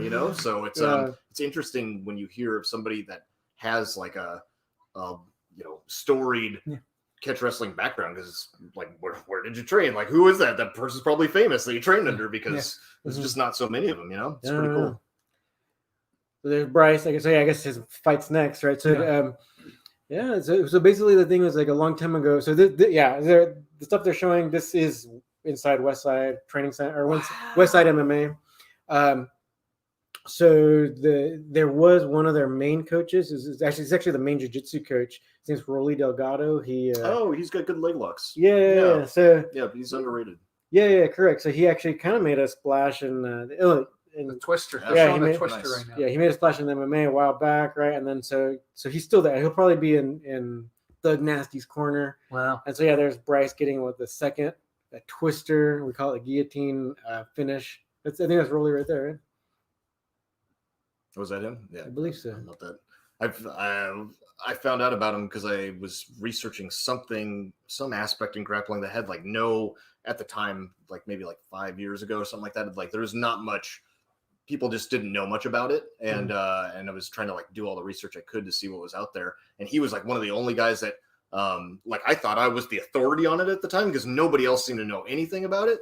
And I was like, oh man, he's like talking about all the same stuff that I found out on my own already. I'm like, oh man, I think he's the authority on this right now. Like he really knew his stuff with a bunch of obscure leg locks. Really interesting. Yeah, it's pretty good. So this is Raul Catch Wrestling Alliance, John Evans from BJJ Breakdown. Make sure to follow both of them. BJJ Breakdown. Okay, if you search BJJ Breakdowns, unfortunately, you'll probably get the Gracie, those Henner and Huron guys. Oh, really? So I have to teach you. I don't know if I taught you about tags. I'll have to teach you to tag your channel. So if they search BJJ Breakdowns, they'll find you too. I used to own the URL for Downs, and I was just redirected or whatever, but I don't know. I just let it roll over. But if you put a Z at the end, then you go to like a completely not jiu-jitsu related. It might be, it's not suitable for work. So we're still waiting for the co-main event to happen. So while we're at it, Kimbo. Yeah, Kimbo Slice. They're trying to. They have a program on the ESPN or whatever. It's like the knockouts only or whatever, UFC Fight Pass. So. Diaz brothers are crazy. Yeah. They're great though. They're some of my favorite fighters. Yep. Man, guys, if you have any jiu-jitsu questions, you can ask him. Catch wrestling questions, you can ask Raul. We have two very skilled grapplers here. So who do you train under? If you don't mind me asking, just because I'm, never run into random catch wrestlers. It's so cool. So I trained a few years with the Snake Pit in Wigan, so the official home of catch wrestling in England, right? So Roy Wood is like the successor of like the famous coach who taught like all the people you see, like the Carl Gotch and Billy. Oh, Robinson really? And He was okay. So Billy Riley is this coach who was like champion, and then he made his gym in Wigan, where like catch wrestling developed in that county, like Lancashire County in England, and so Roy was the successor. So like when Billy Riley finally retired, everyone's name is Billy at that time, so it gets a little confusing. But when Riley was retiring, he would watch Roy, and as Roy took over and made sure the quality stayed the same and all that. So him, and then also my good buddy also is like a kind of a lineage guy in the East Coast, but he's like the American lineage through like the Farmer Burns and all the like through Iowa and all that, how like catch wrestling basically came to the United States and through Iowa. That's why Iowa has like a huge wrestling culture. Unfortunately, it's not catch wrestling culture, but it's great wrestlers. It evolved to the folk style wrestling culture, but it actually ended up making its way to South Carolina, where my good buddy John lives. So, okay. So Roy and John are kind of like my main go-tos. Nice. That's cool. Yeah. Yeah. Catch wrestling, super interesting. It's now it has roots in, or maybe more recent than the American roots even, but it has roots in Japan too, right? Like there's a bunch of people that are pretty into it out there. Is that because of their love of just pro wrestling in general? Because like New Japan Pro Wrestling is so big out there, and all the little wrestling promotions are also very popular as well, like scarily popular. That's the weird thing, because like they like pro wrestling, and then so this was like decades ago, and then what they did was they approached Riley's gym in Wigan, and they said, we would like for one of you guys to come out here and bring wrestling. And they from what I understand, because I spoke with both Roy, so basically the 3 wrestlers from Wigan went, right? So Carl Gotch, his name's Carl Istas. He took Gotch name later. He's not a real Gotch. But so Carl Istas and Billy Robinson went first, but and then later Roy Wood went. And so speaking with both Roy and Billy, they were saying like, well, we went out there kind of thinking that we were going to be teaching catch wrestling, but it turns out they were really like they really were more interested in the pro wrestling. Really? Yeah. That's so funny, because now out there, a lot of the pro wrestlers cross-train in jiu-jitsu, and they want to learn like the real. It's like, but catch wrestling is the real. They could have. Like, why would you just do it in the beginning? Yeah, exactly. Like because pro wrestling is from real old catch wrestling, right? Yeah, exactly. And they just started fixing the fights because sometimes they'd be boring. Yeah, exactly. Yeah, because get two like super skilled guys, with weird rules, and just could go on forever. I mean, that's any competition where it's close, Yeah. So that's exactly why you'll hear them talk about if they want to supplement it with something else, because unfortunately, it became kind of more of the pro wrestling thing that they actually absorbed and took, even though Roy and Billy and probably even Carl was thinking like, let's teach them catch wrestling. And some of those guys are really, I mean, the vast majority of having lived there for a little while, the vast majority of the people are just like not about being in physical shape and just not athletic at all. Like they just smoking a lot, right? They don't care. Yeah, they just don't care. Like if you go to the gyms out there, first of all, they're super expensive. Like Gold's Gym's like $150 a month or whatever, just for like a regular membership, just to go, and it's tiny. But also if you go there, like just people are doing weird workouts. Like they even have like weird, like they're on like bench press with like 5 pounds on each side, but just doing them, like they'll be there for half an hour just doing just forever reps. Like what are you training for? You're just doing like you're just gonna be pushing like really small midgets off of you or something like constantly. Like I don't know. Like what could you possibly do with that? It's crazy. Oh, I love this guy. This camo shirt. But then the people that are athletic are super athletic out there. They're like crazy athletes. So it's interesting. You'd think like those guys, like you'd see like a Kid Yamamoto or something like that. Like, man, they would be such good catch wrestlers, I would think. So yeah. And that's why it's unfortunate. Well, like sometimes you'll hear some commentators say like, oh, these are catch wrestlers, but it's like, no, not exactly. It's like catch wrestler with kind of touching that with a stick kind of thing. Yeah. So.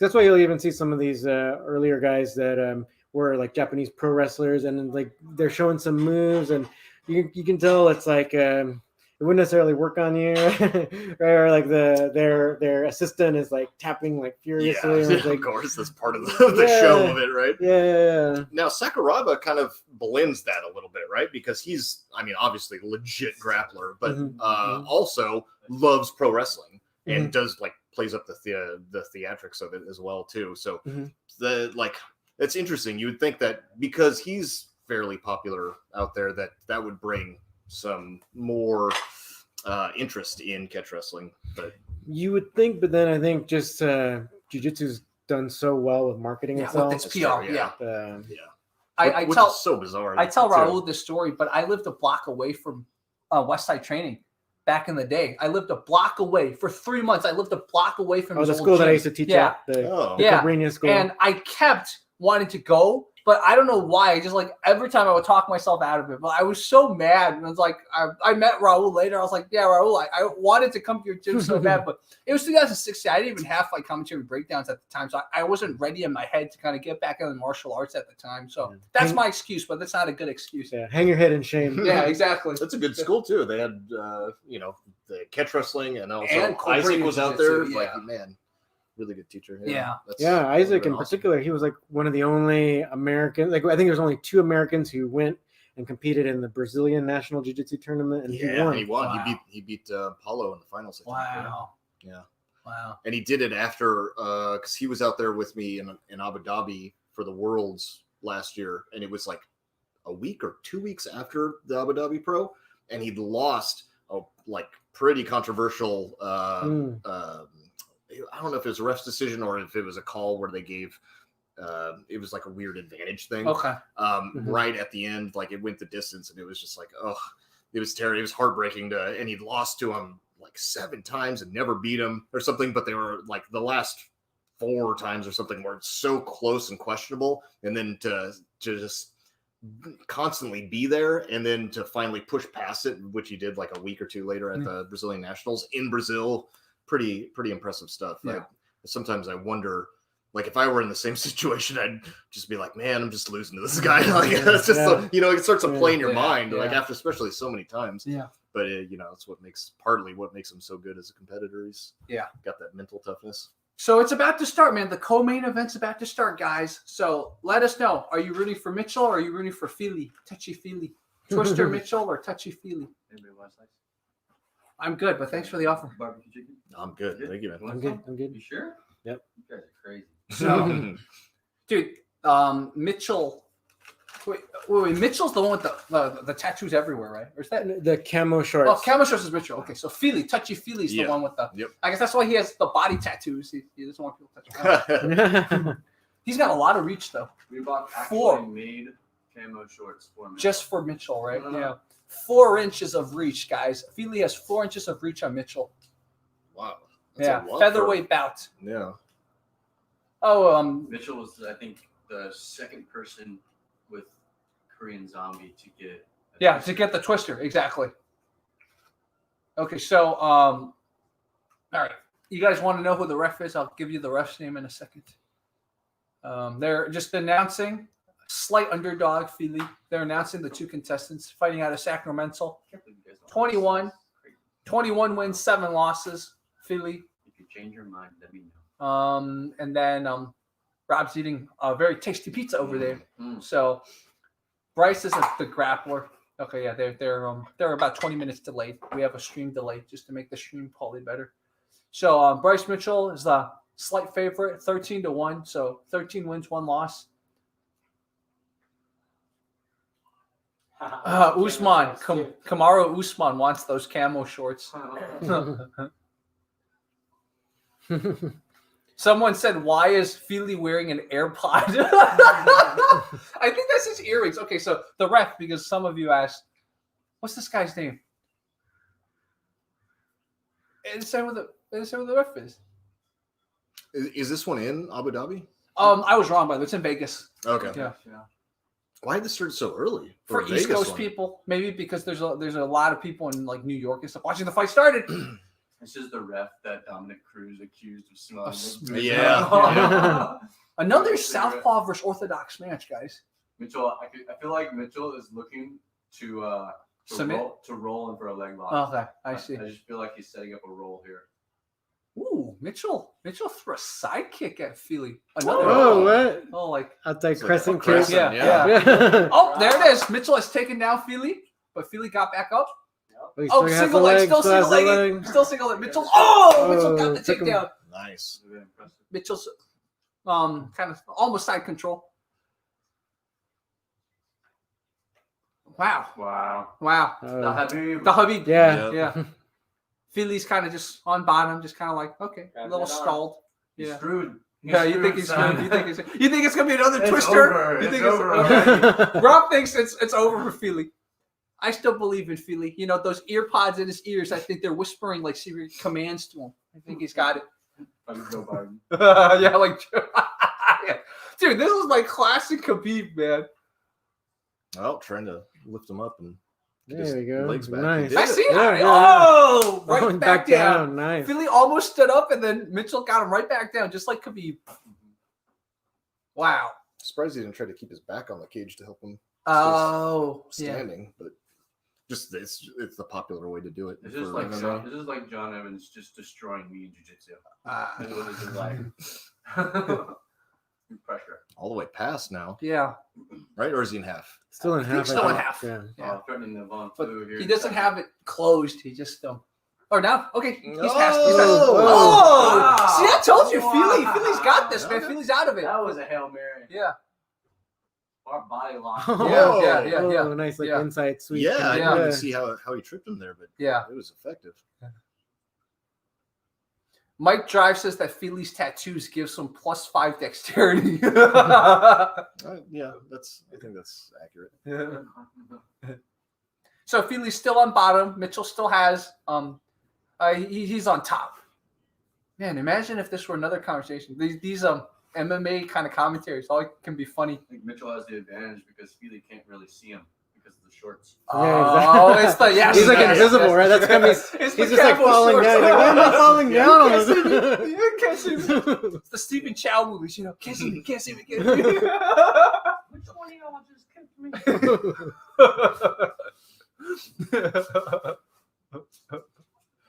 Wow, going to neon belly now. Neon belly. Mitchell's got neon belly. Oh, wanted to go right for the Fili's mount. oh, almost got. Oh Oh, no! Always gotta I watch out think for this that might be mount now. Twister, man. This might be That shoulder Twister is time. isolated. I know. Oh, Fili's got it. He got out. Got out. Oh, I didn't realize he was holding the arm underneath the Yeah. back. Good thing he got out. Yeah.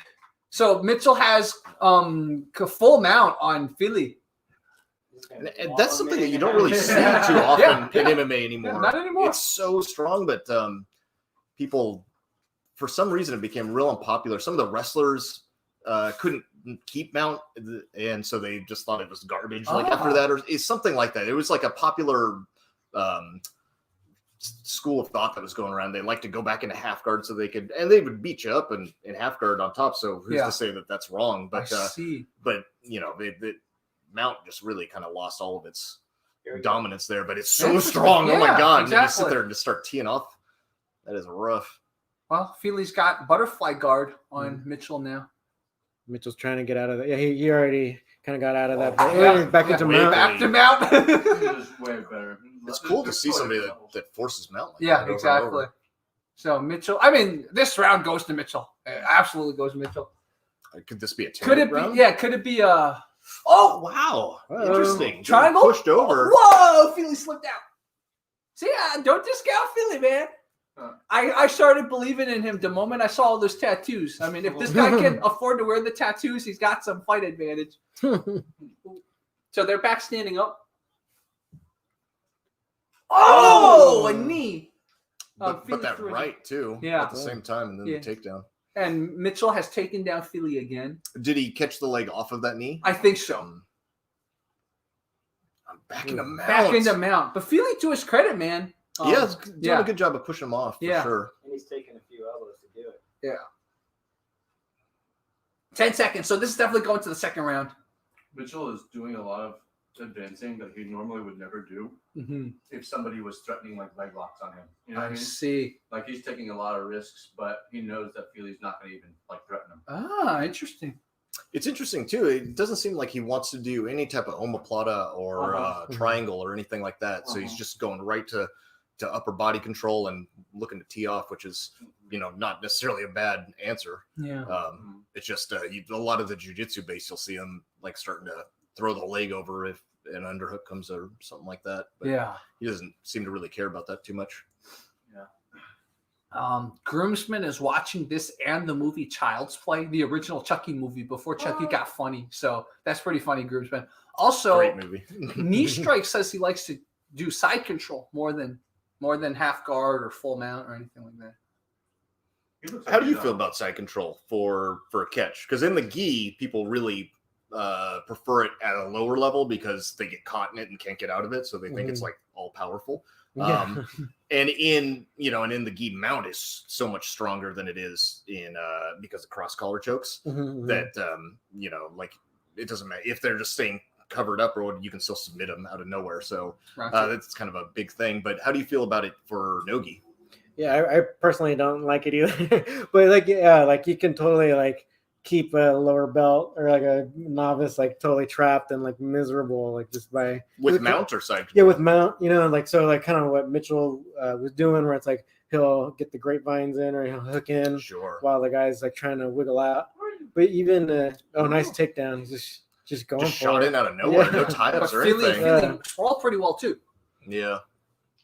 Yeah, but so like even Fili, he was kind of showing where it's like you can do a no-gi where it's like even though someone's got the mount with the hooks in, he can kind of like elevate the guy, get straight in your legs and try to get him off of you. Yeah, so I mean, I think it's good to be have a dynamic mount or maybe you can switch. So, but you like side control though? Yeah, more. I like kind of going, or even if someone puts me in half guard and then I'll try to go for like the double wrist lock, Kimura and stuff. Yeah, it's a great option. So this match is standing. Fili and Mitchell are just Mitchell jabs. seems to be getting the better end of the standing exchanges too. Oh, jumping knee. Did he get hit by that? By the flying knee? It was the wrong angle of the camera. Why they switch the camera angle? I know. They should always be sideways. Yeah, always sideways. I mean, they try, but yeah, the people move. So. Yeah. So, but Fili's the one chasing down Mitchell, just really interesting. Yeah, he's trying his best to finish it too. When get dominated. Oh yeah, on the ground because he knew he lost the previous round. Yeah, makes sense. He doesn't seem super tired though, which is. Mitchell's pressed Fili against the cage. But the high crush the shit out of him. High crush time as tough to finish when they have that underhook on that forearm though. Oh, but he works it in. So does he have him clasped? I don't think so. Working the underhooks. Okay, Fili got out of it. Fili working the jabs. Also switching his stances. Very interesting. Both of them are kind of switching between. Oh God! Yeah, Fili got. Yeah, Mitchell got clipped.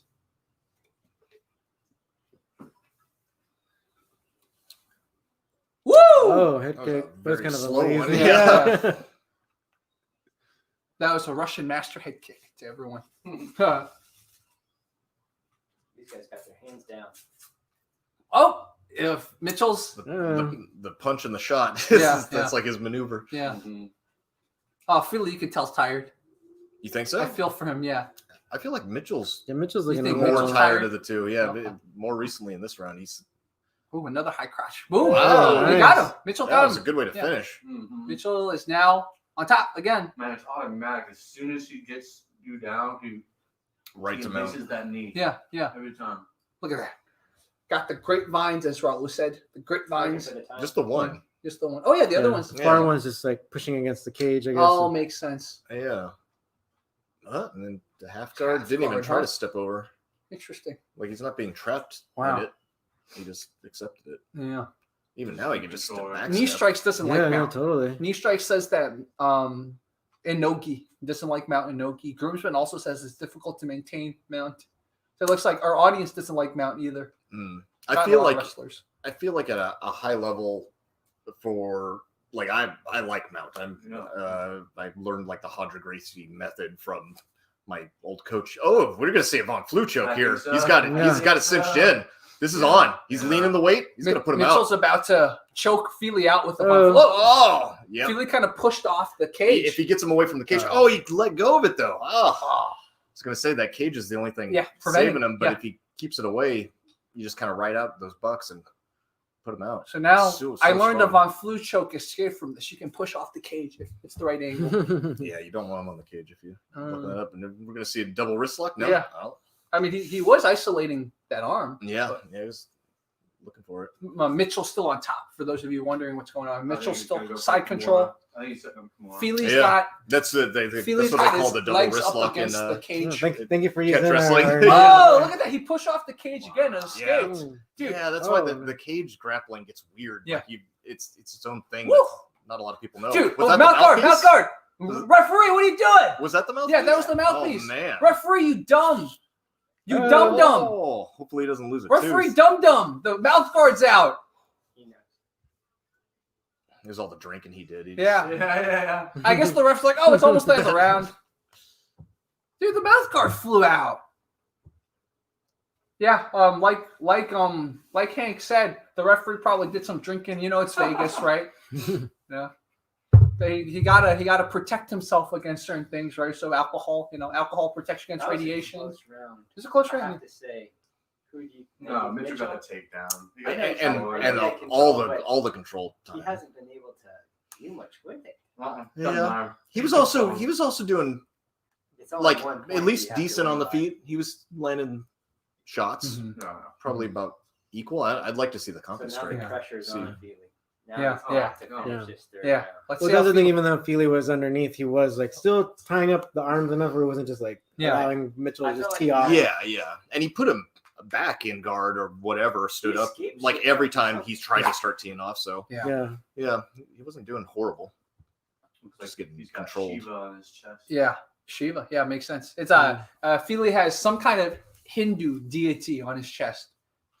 Okay, they didn't touch gloves this time because Fili needs to win this round. Probably need to get a. Oh, Bryce gave He's up. swinging too. Yeah. Oh man, Dude. and Mitchell's hands down, Yeah. and he's still in punching range, so Yeah. it's a little concerning. Yeah.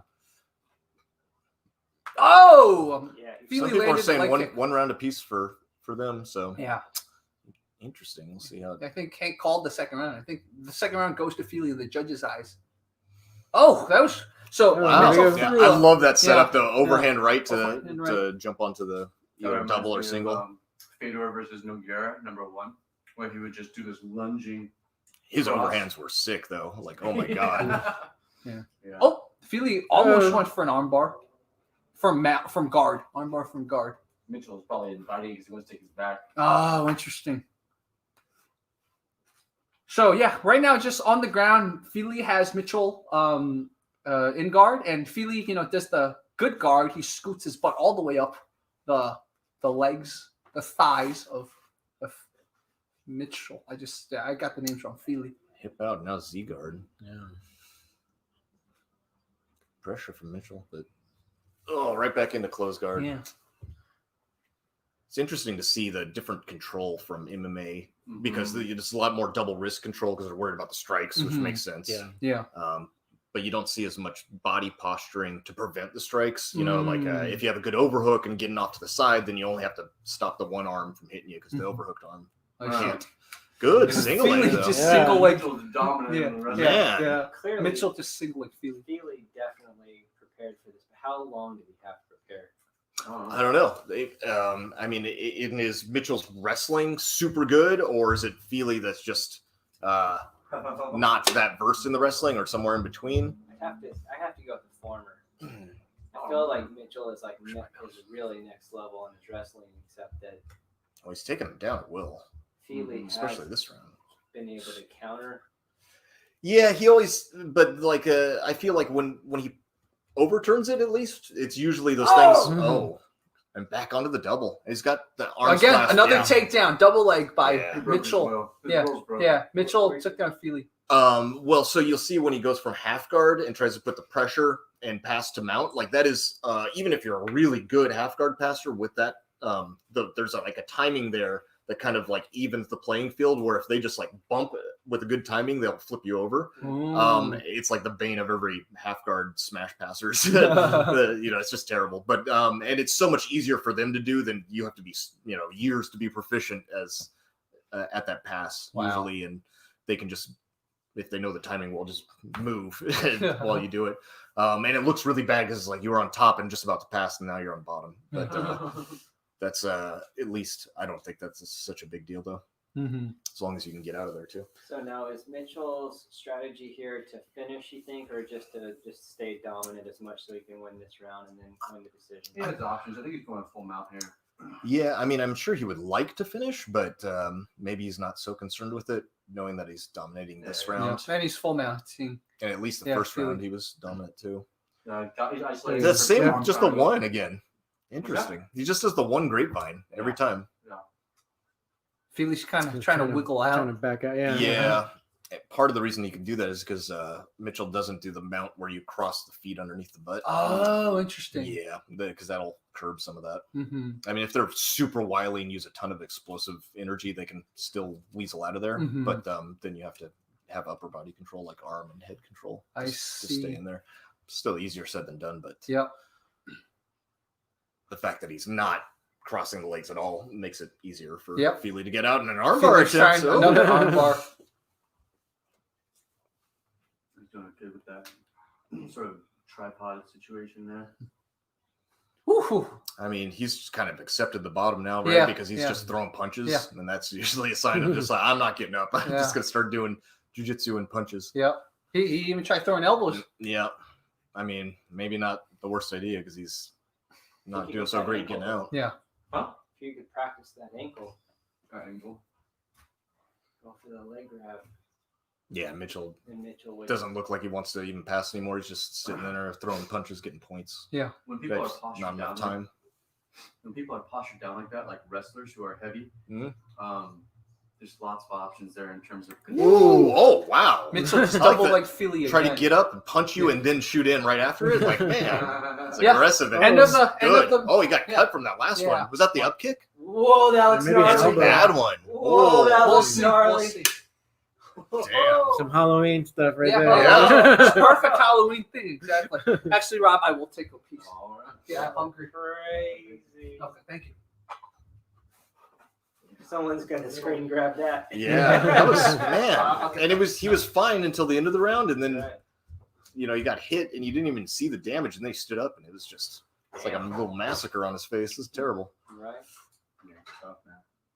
That just wow, it's just one deep cut. Are you tube and throat singing? Yeah. Nice. That's Fight Bro, commentary it's breakdown. now. I'm surprised he doesn't ask you to do it yet. He did ask me to do it one time. Yeah. I can't get the high notes out of it the way you're Oh supposed yeah, to. you have Though. to practice. Yeah. You could also try going very low to like you can go. So you get like a low, so you get low register and then another low register. Oh, okay. But it takes weeks of practice. Yeah. You know. Unless you're Mongolian, then you're born. You're just born, yeah. You just do it, and then hawks fly onto your shoulders Yeah. immediately. Yeah. So it's pretty safe to say that Mitchell won this one. Then, right? I mean, it would be a pretty terrible call if any of the refs gave. Feeling knows too. Yeah, Yeah, unanimous. it's gotta be unanimous, yeah, right? Yeah. Yeah. I think that's what he said right now. Yeah. I mean, Fili kind of got dominated, but it didn't look like it wasn't a horrible fight for Right. him. He was fighting the whole time, and He's it's not like he took a ton of damage or anything. He just, Right. He showed heart, and I think yeah, if he just like, lost clean. If he went and trained at a gym, He was gonna go where- cry. Where's he training? Where? I have no idea, but Hmm. wherever Mitchell's training, he should definitely attend. Yeah. West Side MMA and Yeah, exactly. Little Rock, Arkansas. I like some of his wrestling too. The way he would mix it, like throw a punch and then shoot in right Yeah. after. Yeah. Really Overhand. good timing Yeah. and just getting his shoulders to the hips real well. It's nice. He's disappointed. He's disappointed he didn't get the finish. No. Sure. Fili's a tough guy though. Mm-hmm. I'd be disappointed he got that cut right at the end. It's like, No. man, you were like 20 seconds away from just walking out of here scot-free. Now you gotta Yeah. go get stitches and No. wait for that to heal. That was Man, that was good. Yeah. There's Nasty. that Nice. Kouchi Gari foot sleep. Yeah. Bam. Yeah. Wrestlers, man. I mean, really could have finished it right there. Bam, son. I'd be curious to see if the judges gave the second round to Fili, No. or if they thought Mitchell did more. Look at the ground control time. 9 minutes and 34 seconds for Bryce Mitchell. 7-0. Ground strikes 61-24. Oof. It's almost 2 full rounds on the Of ground. ground control Yeah. time, of being in control. Yeah. Oh. You guys sure you don't want to slice? We got 2 left. Okay. That's good. Good. I ate before I came. Oh, So that ground control time, that like so like in those of you guys who follow wrestling, it's like that's what we call it riding time. You know, it's a, like a rodeo. yeah, and then a long time ago they would try to use that in collegiate because they were as it was kind of evolving from pro catch wrestling, like they wanted to have like the version that's safe for youth to do. So of course they didn't allow submissions, but they're trying to figure out what criteria can we use to like Still make see who won, yeah. right?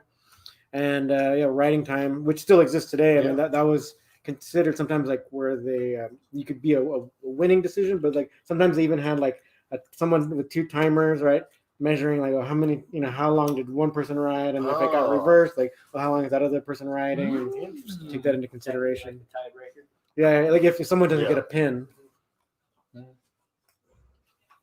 Yeah, so even collegiate wrestling had its evolution too. Wow. Yeah. Now, used to be, at least under collegiate wrestling rules, or maybe, it had to have been unified. I know that you could, there were certain circumstances where you could choke as long as it's like with one arm or something like that.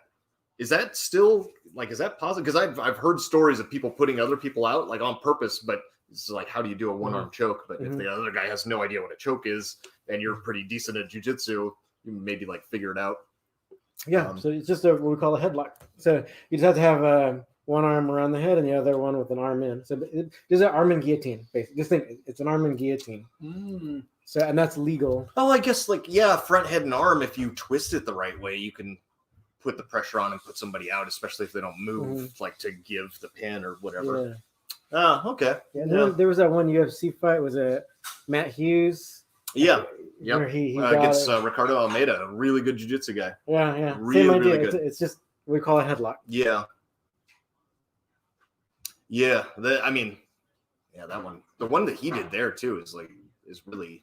Yeah, wasn't he kind of tripoded down like that, and then Hughes kept that pressure there. Yeah, it's the way he finished it I think is really tough to finish. But there's a different way to finish it where you actually kind of run underneath them to the side, and then it actually will put you out super quick, but all you have to do is just fall to your back to alleviate it. So in wrestling, not a good option because you just get pinned, right? Yep. But in MMA, I'm surprised Almeida wouldn't do that, which makes me think that it was the other way that he did it, where it's just shoulder pressure on the back, and then there's just a squeeze on the front, just enough to cut off a whole of 4 arteries to put you out. But I guess Hughes is a big, strong guy, so makes sense. But that's unusual. That was a great submission. Follow Raul and John Evans. And of course, you guys know Rob's here too, so follow Rob. But I list Rob in the description in all my videos. So if you guys don't follow him, you got big problem. You got big problem. Track you down. So, but go follow John Evans and Raul, or Coach John Evans and Coach Raul. And Nature's Wildberry. Yeah.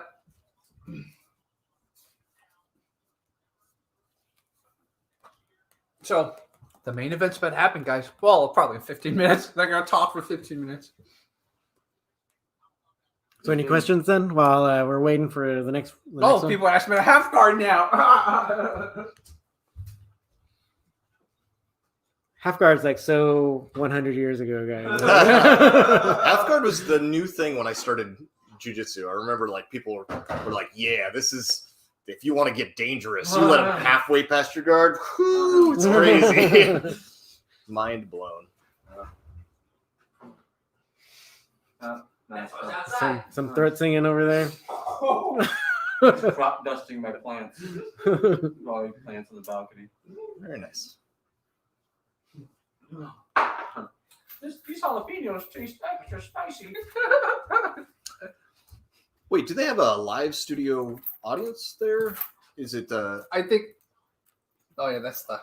Sunset going on right now. right now? Yeah. Wow. Beautiful. What camera is that? This is phone camera. No, what phone is it? Nope. Oh, Damn. yeah, they've Yeah. got good cameras. Oh, Anderson Silva has appeared. Oh, he's already sweaty, man. Yeah, man, you don't want to come in cold. It's gotta, I don't know. Yeah. It looks like it's been sitting in the sauna though. Oh. Yeah. It's pretty good sweat. Oh, Anderson Silva. How do you think he's gonna do? I think he's gonna win. I I think so too. Just I've never been as impressed with Hall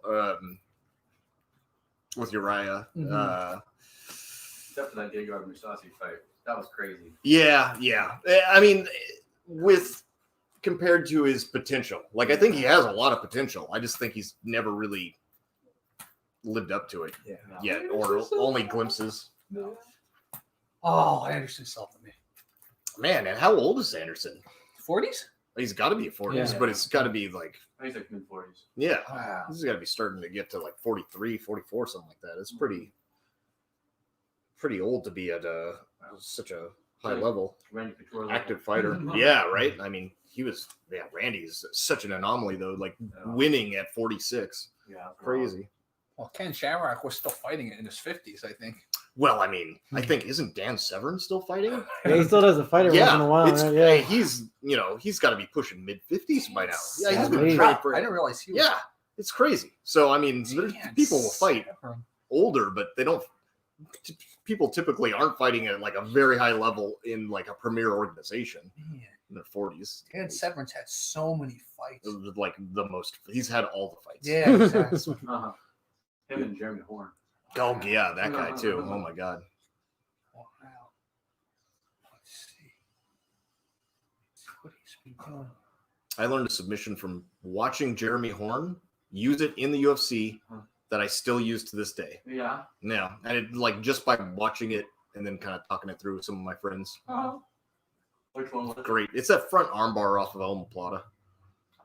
Uh, Well, I use it off of omoplata, but I don't know if he Yeah, had it yeah. off. But it's the front armbar where the legs are in front, and so they feel safe because it's not like yeah. the legs aren't around your head or anything. Right. It's super strong though. It's a great, Yeah. great move. And embarrassing. Yeah, you feel dumb when you're like, what is that? Yeah. Especially it's so unusual. You don't see it much. So Yeah.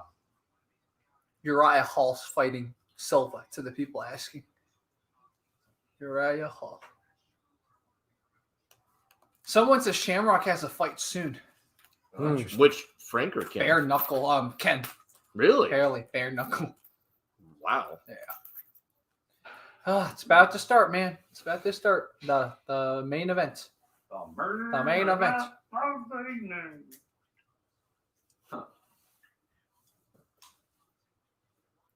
So who do you guys got, man? Let us know. Who do you guys got?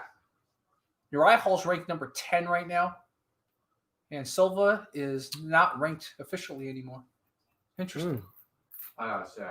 Didn't he do the best against Adesanya in recent times? I think Kelvin so. Gastelum for sure. Kelvin Gastelum had Adesanya in lots of trouble throughout the fight. They were back and forth. That was pretty nasty. Isn't he going to move down to 170 though? I think so. I mean, he should have always been there, but he kept missing the weight, and Dana made him go to like 185, which is nuts. He's not that big of a guy. Yeah. Yeah, the healer was wondering too how Bryce Mitchell was bleeding. Probably one of those elbows from the bottom. Yeah, probably. Yeah, you think?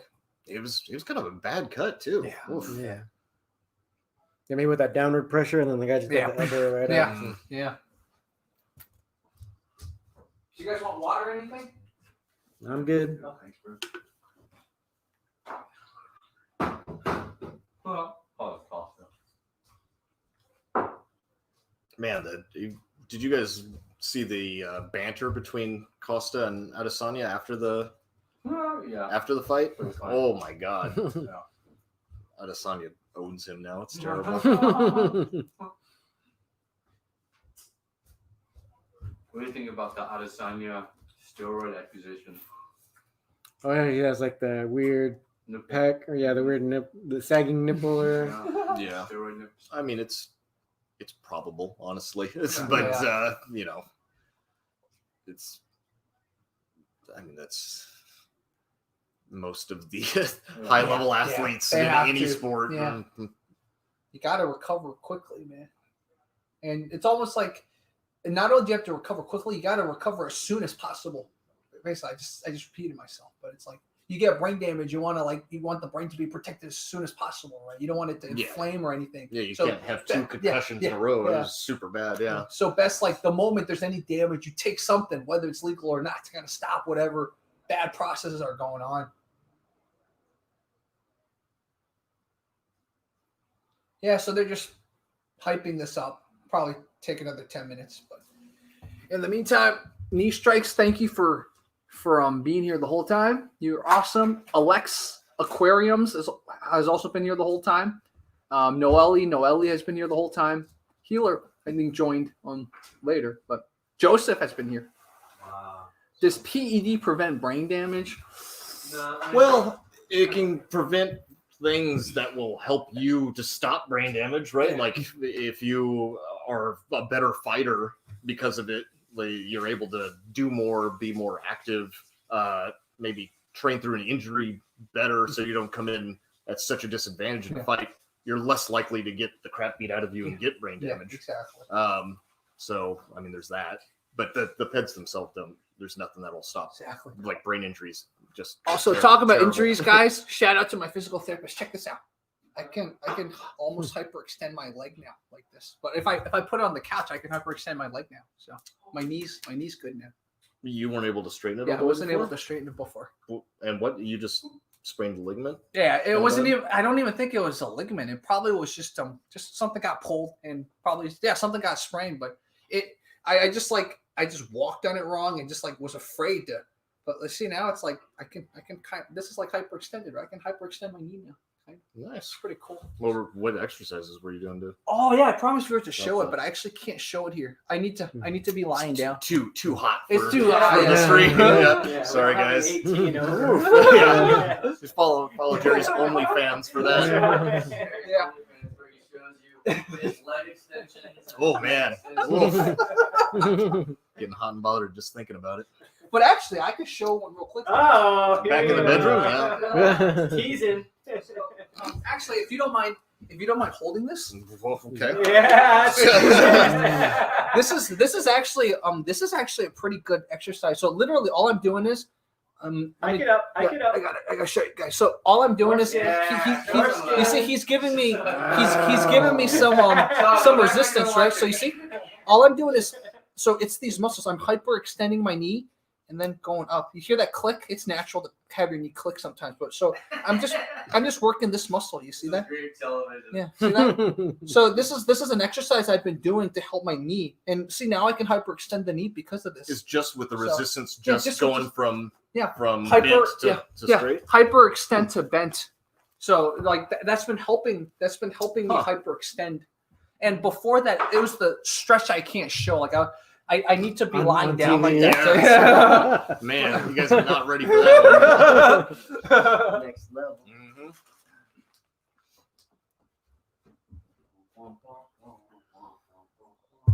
But for example, like since we're talking about bands, like this is something I was showing John Evans. Like you could put the bands here and do chin tucks, right?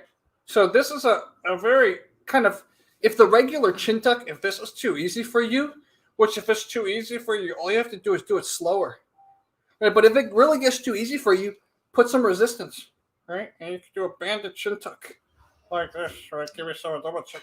Yeah, the best thing is when you talk during. Yeah, too. exactly. It's like really So gets it home. Don't underestimate the awesomeness of bands, man. Yeah, and those chin tucks actually really help my neck. Yeah, I'm glad it helped you. Yeah, I thought for sure I was gonna have to be out for like a couple months and a couple weeks after doing the those. chin tucks. I've been back to training hard, so it's good. It like really balances the neck, and then once you learn the chin tuck, you can do the extensions and stuff like that. Yeah. And you got into the point where you can do neck bridges. I do bridges now. Wow. Yeah. Yep. So I'll learn from you later after this. Yeah. Do you do neck bridges? Like that stuff. Yeah. I've always been scared of it, but I'm gonna learn from John. I think you can do it like because I've been experimenting with it because I wasn't sure if I could do it like full on the way I never used to do it a ton, but I'd be like, oh, I could see if I can do that. And yeah, for sure, just doing years of grappling or whatever. But I wasn't sure if I'd be able to do it physically after I hurt my neck, and if my neck was strong enough to do it yet.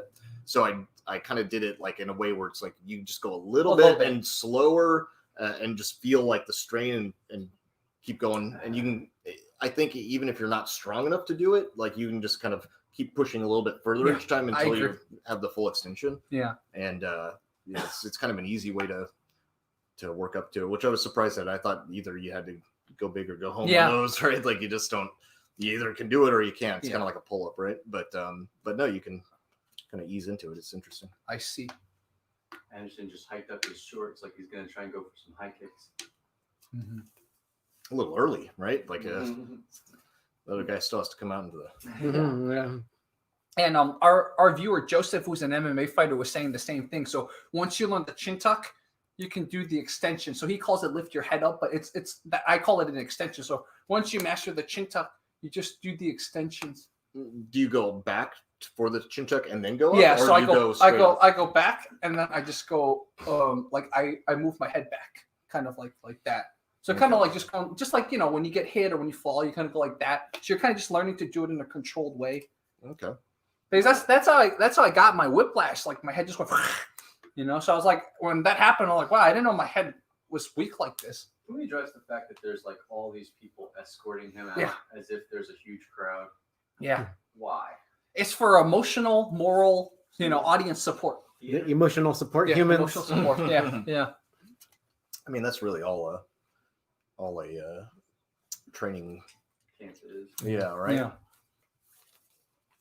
It's like the whole Hoist Gracie. Yeah, exactly. All of the entire Gracie family, all their students. There's just one guy in the ring. You don't have to. It doesn't matter how. There's like 50 of you inside the ring. You guys saw that documentary, Choke, right?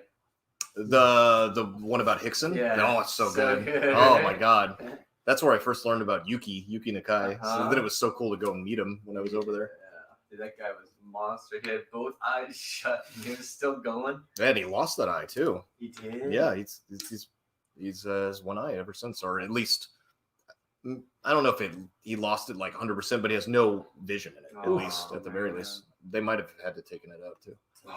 But yeah. But he's great. He's black belt still. I went to his gym and he still teaches and trains. And that's awesome. He's also like one of the judges or refs for Quintet that just happened too, which I was supposed to commentate, but the travel ban. So, it's okay. My friend out there, Stuart Fulton, commentated it like he always does, and he always does a great job. So they should beam your hologram. I know, right? And get my Coachella hologram. Just all I gotta do is just scan you, doing a bunch of different actions. I know, yeah. They do the whole like Vocaloid anime like thing for, they have like that 3D person that will sing. Like they even give live concerts, really popular in Japan. Wow. It's super weird. Like the anime woman. Yeah, exactly. Yeah. They have a few of them. They're like super big celebrities on YouTube. Wow. It's amazing. And now like they have that's starting to cross over into Twitch. So like the girl Pokimane, so like she has one, and if she doesn't feel like being on camera, she'll just have her avatar talk for her or whatever. So I mean, it's just her talking, but it's the animation. I saw that. Yeah, there was a Unreal Engine character, like some VR character that CAA decided to sign right before the pandemic. I wonder if it was that Vocaloid. It might be chick. Yeah, she was like commercials there. It's nuts how popular she is. And if you follow Rikako Yuasa, the previous 4-time world black belt champion at Rooster, she how she had green hair. It's because she's like a super fan of this one Vocaloid singer who has green hair, and that's the whole reason that she. Next time John Evans goes to Japan, I'm going with him. I want to go explore Japanese culture. Out of my little Japanese girl. That's gonna win him over. Yeah. That's just Jerry trying to get that. Yeah. So Anderson Silva and Uriah Hall is about to start. The ref is Herb Dean. And Nice. Silva's the underdog. Wow, 200. Yeah, Silva's the underdog. Did it say age? 45. He's 45.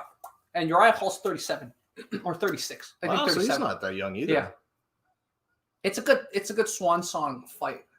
Man, 45 Yeah, 45. though. That's getting up there for Yeah. this level of competition. Yeah. Yeah. Good for him. I wonder if his kids ever wanted to compete. Ooh. Silva? Yeah. Does he have?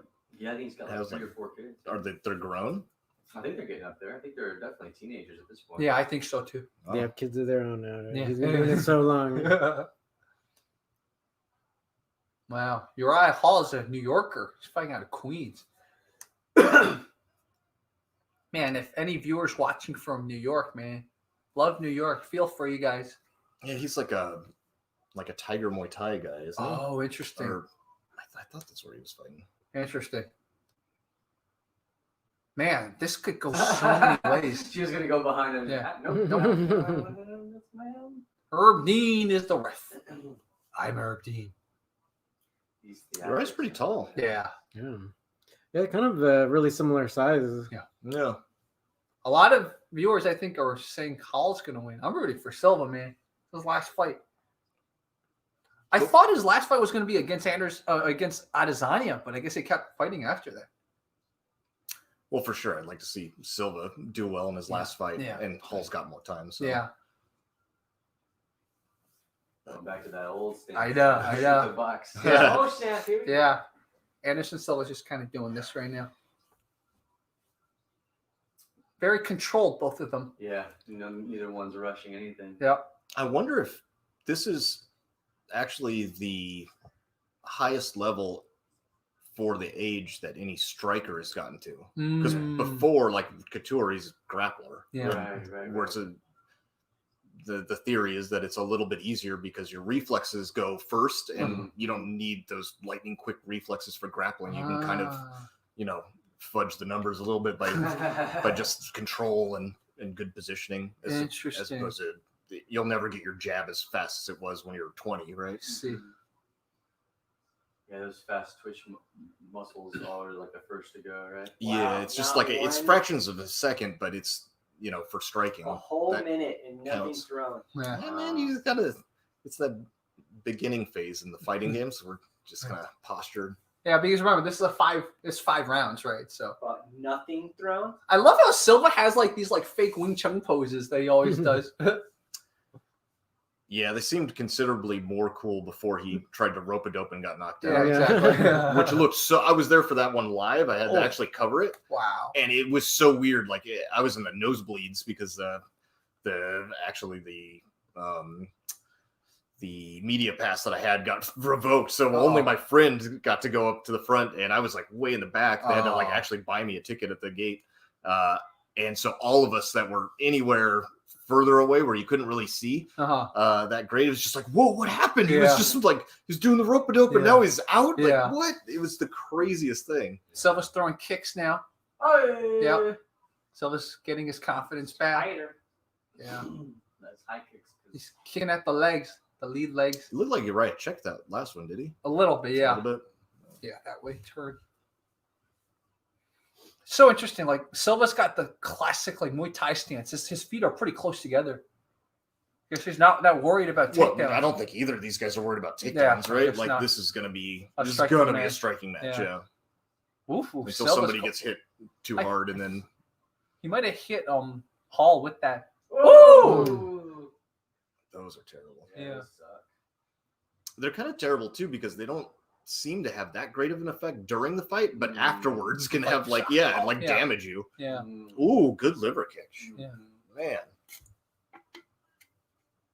Oh, Anderson Silva throwing a overhand left. The first time I've seen him be like aggressive. Yeah. Oh, Yeah. yeah. That's great. Wow. Yeah, Silva's chasing down Oh. Hall. He ate a jab. Oh, another jab. Ooh, Yeah. Silva gotta be careful. Yeah, he's getting tagged too. Yeah.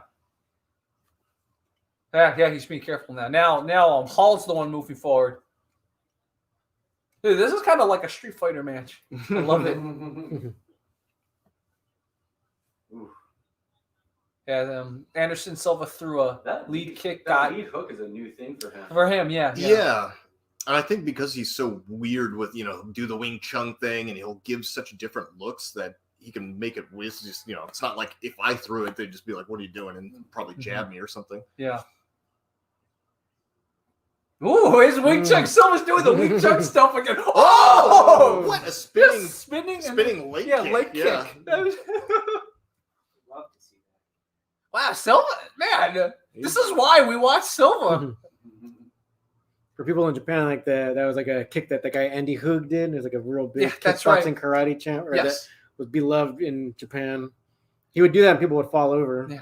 Really? Yeah. He basically kind of like kicked the front leg out, and they would just fall over. Yeah. Wow. And Hook was at his prime when he died. It was so sad. He was in his 30s when he died. Oh my God. Hook would have just brought karate into a new level. What happened to him?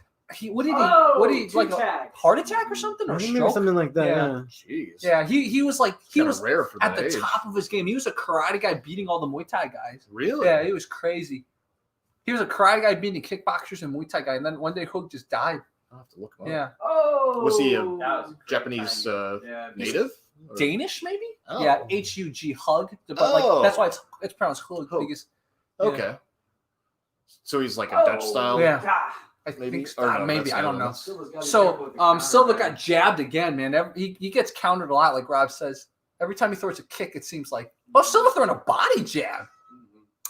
Okay, Yeah. lots of respect shown between them. They kind of touch gloves after the round end of the first round. I think the edge goes to Silva in that first He was round. definitely more aggressive. Yeah, but he did also get tagged a few times in the face. It'd be interesting to see what the counter strike was on that. Exactly. Anyone a fan of 90s basketball? No. Because Yes. Paul reminds me of David Robinson. David Oh, Robinson. yeah. Yeah. The general. Yeah. Totally. Admiral. The Admiral. Yeah, you're right. Admiral. The Navy. That's right. This is this TV. It's for viewers watching. This TV is Hank's TV. So I don't know how many inches. Is 72? Yeah. 72 inches. Dave and Uriah Hall looks like David Robinson. That's true. A little That's bit. true. Uriah David Robinson Hall. That's I what would, we I call would him. have liked to see Robinson because he's a big He was a guy. big dude, I yeah. would love to see him in there. Who's the guy that's gonna fight Jake Paul? Who's that guy? Nate? Shaquille O'Neal. No. Nate Robinson? No. Who's fighting Jake Paul? It's another basketball player. Another Robinson, I think. Wasn't Jake Paul calling out Mayweather? Yes, That's Didn't they nearly make that fight happen? that was the reports. Second round has started. Yeah, Nate Robinson. Jake Paul's gonna fight basketball player Nate Robinson. Wow. Yeah, that's why I heard What? He's Robinson. gonna- I was like, what? what? He's gonna Yeah. fight a basketball? Yeah. It's Nate 2020, Robinson man. is a small 2020 guy. gonna 2020. So I heard Filipino Roy Nelson. That's an inside joke, guys. I'll explain to you guys later. We'll focus on this fight now. Really close round, 10-9. Anderson. Yeah, so Huh. there's the two of them just in front of each other, kind of sizing each other up. No one. Oh, Oh! Anderson throwing that That front, signature yeah. front kick.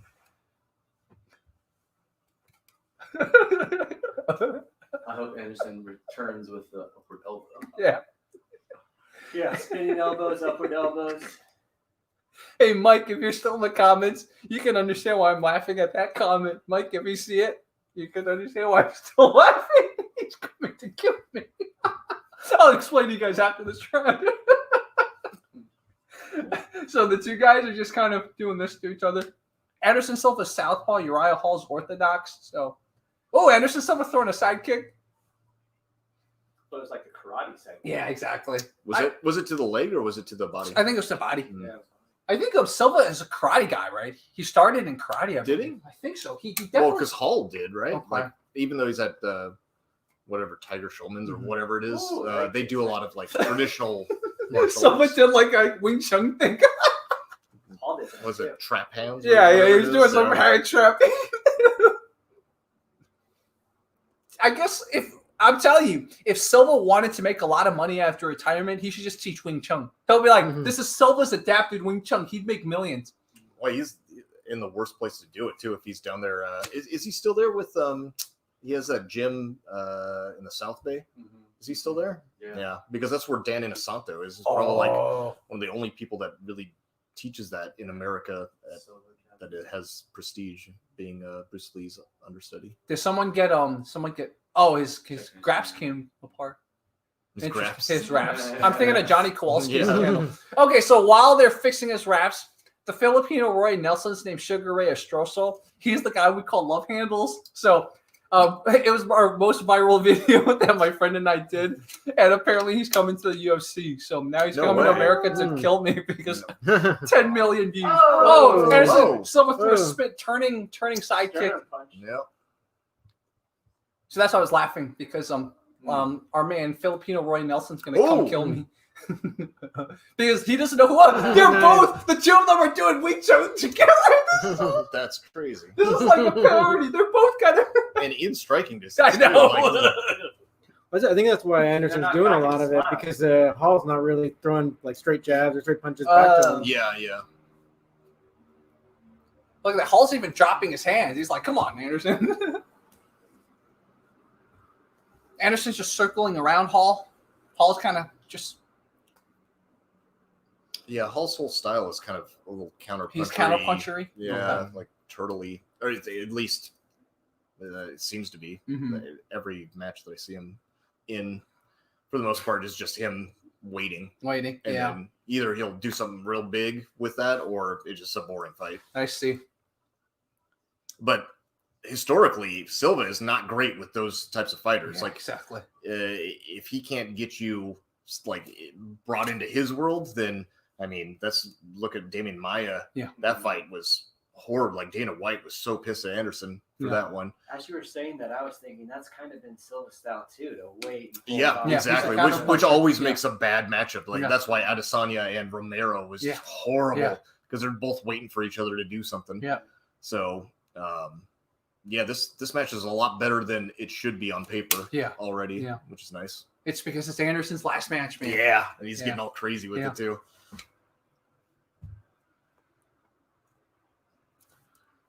Yeah, so if any of you know Filipino Roy Nelson, tell him I was joking. Okay, I don't want him joking me, please.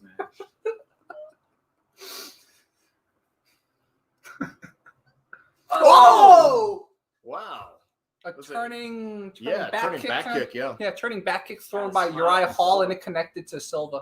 Oh, he set it up with like a punch too, punch, and then stepped in. It was pretty aggressive. Yep. Now they're just having fun, just throwing feints. Yeah. Silva really wants that head kick. Yeah, he wants the high head kick. Silva's head movement's still there, man. Yeah.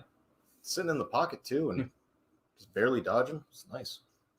I just wish with Weidman he didn't do that, man. He he went back way too far. They're like he was like that.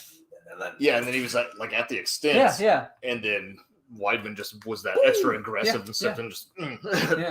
Yeah, that's rough.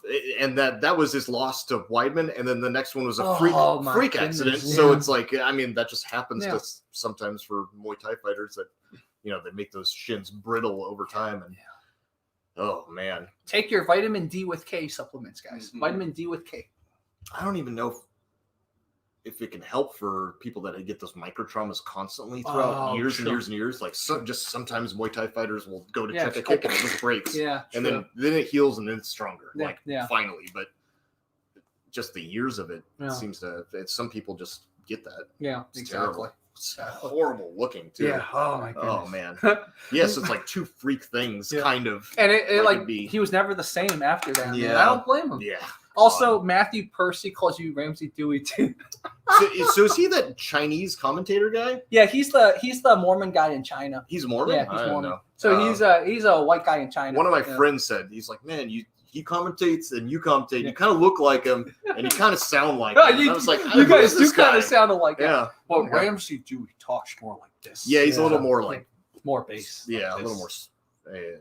Yeah. But I guess he seems nice. Yeah, he's a nice dude. I'll take that as a compliment. Yeah. You guys ever seen Herb Dean fight? I have not. It's crazy. Yeah, I saw him fight. Pretty crazy, huh? Yeah. Oh. I did a tournament at his gym. Like I ran one. Yeah, he did a back fist on Hall. He did a tournament at his gym. Yeah, the Nawaza Challenge. Okay. I ran that. It's up on my YouTube. Nice. Did all the live stream and commentated. Wow. That's cool. He was super nice. Mm-hmm. Oh, Silva throws left power, roundhouse kick. Yeah, it was like the first tournament that Gordon Ryan really like got known from. I think. So I'd never even heard of him before. So they're thinking that Hall won the second couple of them. What do you guys think? Really? I think it's been Silva. I think it's been Silva for both. Yeah. He's just being the aggressor, so it's so much easier to be biased towards him winning the rounds, whether or not he's actually winning. But yeah. Oh, that jab. Yep. That jab was nasty. Flinched him. Yep. Or was he already moving and kind of avoided some of the damage that way? Yeah, I'd rather move. Man, two counter strikers, man. Just kind of bouncing around. waiting. There we go. Oh, big head kick attempt from Hall. from Hall. Yeah. They're both throwing body Yep. jabs. Body jabs, man. Is that because they're same or flip stance? Maybe?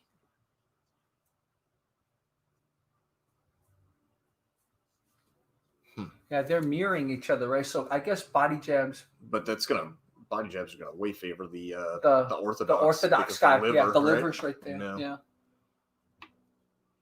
But then power body kicks are gonna be for southpaw. Yeah, It's gonna be exactly. to the liver. Hall's They're just finishing playing it. Yeah, patty they're- cake. yeah. Oh, but he tagged him and Mhm. that pissed him off. So Yeah. now Silva's stalking him. Yep. Still nothing both, though. Both just kind of Yeah, a standing lot of there. feints. Yeah.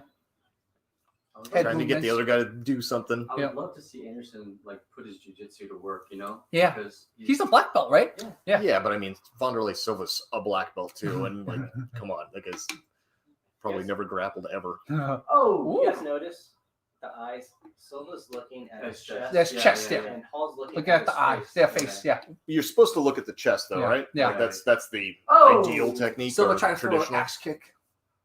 Didn't bring it up high though. Yeah. Just playing patty kick. Oh! Silva threw an overhand Yeah, left. off of like you're right. He was Yeah, like trying like a to patty kick. like catch the jab and then throw a Yeah. big looping overhand left. And Silva just kind of postured his hand out like that.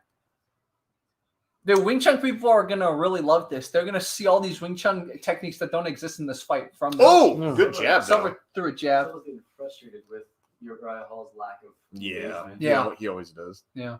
Oh, So that jab. Silva's He jab's found the hitting. jab. At least Yeah, he's he doing found the something jab. about it, Yeah, though. yeah, you know? exactly. Your Uriah patty Hall's cake great. is man, Uriah Hall's the on most there. aggressive patty cake I've ever seen. Yep. Yeah. But it's good. Oh, that was not fingers though. He just hit him. Yeah. Yeah. That jab. As soon as he found the jab working, he's like, all right. Yep. I'm Yep. done. Nah, Yep. nah, Just damn it. patty cake. But it's like it gets you into a rhythm, right? You could justify Yeah. the Chisao as kind of like that. It's like how do you break It the is. rhythm? Yeah, they're Yeah. trying to Nice. get you There to we go. react to something and Dude. change it. Silva did an uppercut to the body. Silva has him pinned against the cage. Oh, let's see some There's rich. some- Yeah. Oh, man. Foot stop by Silva. So interesting. He goes to that when you see like his clinch game against Rich Franklin Yeah, or something yeah. where it's like, wow, this is legit. Why are you foot stomping here? So I think Herb Dean might Is come he break it up. Going soon. for like an arm drag or Yeah. like Yeah. He's getting the arm out of the way to throw a knee. Oh, is that what it is? was- Okay. That was interesting. But it allowed Hall to get out of the way. Silva's doing Yeah. all these Wing Chun things. I thought maybe he was gonna arm drag to the back or something. I'm like, why is he doesn't Hall want to just grapple? He connected doesn't that care. Maybe, but Silva did step out of the way of Hall's jab and hit him with a hook. Oh. Yeah, they're both. Oh, no! He hit him and he went down. Oh, he hit him. Shoot! This He's- might be the end for Oh! Silva. This might He's be the end taking for like Silva. 3 punches. Silva's grabbing on Hall's legs. It's the end of the round. End of the round. Woo! Just made it. Dude! Oh, Silva almost got KO'd. Oh, man! Oh, someone has a cut on his left eye. So, okay, well, that Out of answers nowhere. that. Yeah. Hall won 3. Yeah, Hall won the third round, yeah. Even though. But I think first 2 rounds go to Silva. Now, does that count as a 10-8 round because he dropped him? No, I feel like that's 9-10 whatever, or 10-9, 9-8 or whatever. Yeah. Because I feel like overall Anderson was taking that round. Yeah. Yeah. They have a glass of water. Yeah. Yeah. So right there, if- it was the Around the ear. Ooh. Yeah, if this segment didn't happen, then Anderson Silva would have won that round. Yeah, and he was really like starting to take it to him too. It's nice to see. Yeah. But that's what opened him up to getting hit. Yeah. So short right there. So started off with a roundhouse kick, and then That's such a whoa, you're tiny right. round. Did a Yeah. two short hooks. What are the guys saying on Twitter on the screen? Nothing yet. Yeah, they'll probably show it after the replay. Thank you, bud. man. Anderson needs to cross guard. Mm. Yeah, Jumpy bad. Killer was right, man. Thank you for being here the whole time. But yeah, you're right. He did get rocked. So Jumpy Killer predicted it. So let's see if Anderson Silva is going to play patty cake differently now. Mm. Yeah, there you go. Patty cake kick. Mm. I would be careful with how he threw that second punch, man. Mm. Because you're doing patty cake, your hands are low. Yeah. So- I wonder if he's still rocked. Oh, For maybe. sure. He's still getting it back, you know. Yeah. That jab, they just need to trade jabs because Anderson, I think, has the advantage in the jab. Yeah, he has the reach, right? Pretty sure he's got the longer reach. I'm pretty sure Hall's bigger. Oh, okay. Longer reach. Wow. Dude, Anderson, he's susceptible to jabs, man. Hmm. Like Hall at least keeps his other hand up. Anderson's other hand is perpetually down. Well, I think he's always trying to base it off of movement. Oh, like yeah, that, like that. He's hurt. It's over. Yeah. He's getting caught Yeah. coming in. Happened again. Hmm. I think he's Anderson's on the ground. They should stop it. Yeah. Yeah, Herb Dean stopped it. Yeah, Oh, he's Herb Dean. trying to TKO. take down Herb Dean. Yeah. now. Yeah, Yeah, he's still Silva going. lost. Yeah, he's got a good low single going. Oh, Herb Dean got him in an arm in guillotine. Did he? That was good. Man. Oh, disappointing loss for Anderson Silva because he was winning this for a while. Yeah, Oh. you know, yeah. He's I've just got to a think legend. that it's because he opened it up because he was frustrated. He wanted to go out with a good fight Yeah. at the end. Like if he didn't do that, And he just might kept have playing won. this, yeah, But exactly. then it's going to be a Yeah, boring, yeah, horrible yeah. fight. And then to end. he's So gonna it's like, probably want to fight again, right? I mean, just I don't know. Like, why would you go out with this fight Yeah. as your last fight? It's Yeah. good. It's just not a good Yeah. fight on paper. Yeah. That sucks. Jeez. Well, Yeah, he took too much ground. there and was kind a of- time when he was best. Yeah. That's what you have to Yeah. remember. Oh, There's a time when he was dominant. yeah. Yeah. How long was his win streak? Like, Like a decade. yeah, like a It decade. was crazy. Yeah. Yeah. Oh man, look at them just. But also showing too, stuff. like how many counter strikers did he face against? Yeah. Like Right. UFC was different. Striking level was lower Yeah. even then. 100%. And people were just aggressive. They're Yeah. good athletes, and they'd rush in and Yeah. bully you. And against like a decent striker, you know. Get out of there, man. Then- They're trying to hug, bro. Get your fucking dude. Like, let them have their moment, homie. Yeah, well, Shit. like chill. Man, that cut man's like, That cut man's like, I'm getting in this Yeah. photo. He's like, not one drop of blood is gonna fall on my watch. he's going for that promotion. Yeah, Silva's This nose cameraman- looks like this it's camera in broken. the background is like, would you please get out of the Yeah. fucking shot? Yeah. Yeah, they're like trying to have this moment. Yeah. And yeah, photographers try to capture this Hmm. this part of time, and you got Cutman Yeah. sitting over there. Yeah, so Uriah Hall and Anderson Silva are just hugging it out for those of you not watching. It's beautiful. Yeah. Dude, I got this feeling, man, because Anderson lost this, he might fight again. I think he's gonna fight again, man. I'm serious. I think he's gonna fight again. I don't think he's like lost it. I just hope they give him a better matchup there to where he can have an exciting fight Yeah. and then either win or lose, Yeah. like going out on Yeah. his shield. You Yeah. know, like But at least he's playing his actual game. Yeah. I just don't think this is gonna be his last fight. This was too disappointing for him. Yeah, and he only potentially only got caught because he was taking risks to make it not a horrible, boring fight. Yeah. So, I mean, hats off You to him argue for they've that. all learned from Silva, just the way that they mirror each other so much.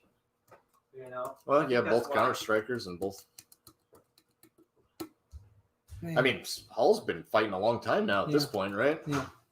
How long? I mean, he came up through the Ultimate Fighter, but it was like an old one. No. I don't know. We'll pull it up. Only we had these devices that were connected to the internet constantly, These, like, always on practical us. tools that we could ask anything to find out. Wow, I guess a lot of people predicting that Silva would have lost, and you guys were right, man. V2 said Silva should have quit after the Adesanya fight. I agree. I mean, that was a good fight he had, right? Yeah. He should have. He should have. Graveyard says that he fell asleep halfway through this. Yeah, I mean, when they weren't opening up at all, it was. Ugh. Yeah. Mike Drives was also commenting on how Anderson Silva tried a single leg routine. That was a pretty good one. Yeah. Yeah. Ace Soul says it's Silva's still the top 5 of all time. True. Well, it said Hall, it has him listed as a light heavyweight in 2005. Wow. And then middleweight from 2009 to current. Wow. So, I mean, he's at least been fighting. That's a good 15 years. It's a long time. Yeah. He could be considered one of the pioneers, I guess. Yeah. Yeah. Yeah. So Noelle agrees. He thinks probably Silva's going to fight one more time. I could see that for sure. It is a bummer of a way to go out. Wow. Wow, you're right. Hall, most knockouts is nearly up there at the top. Man, he just said. Because they're counting all the people falling asleep during his matches. Yeah. Yeah. Yeah, that's a good 5 of them right there. Yeah.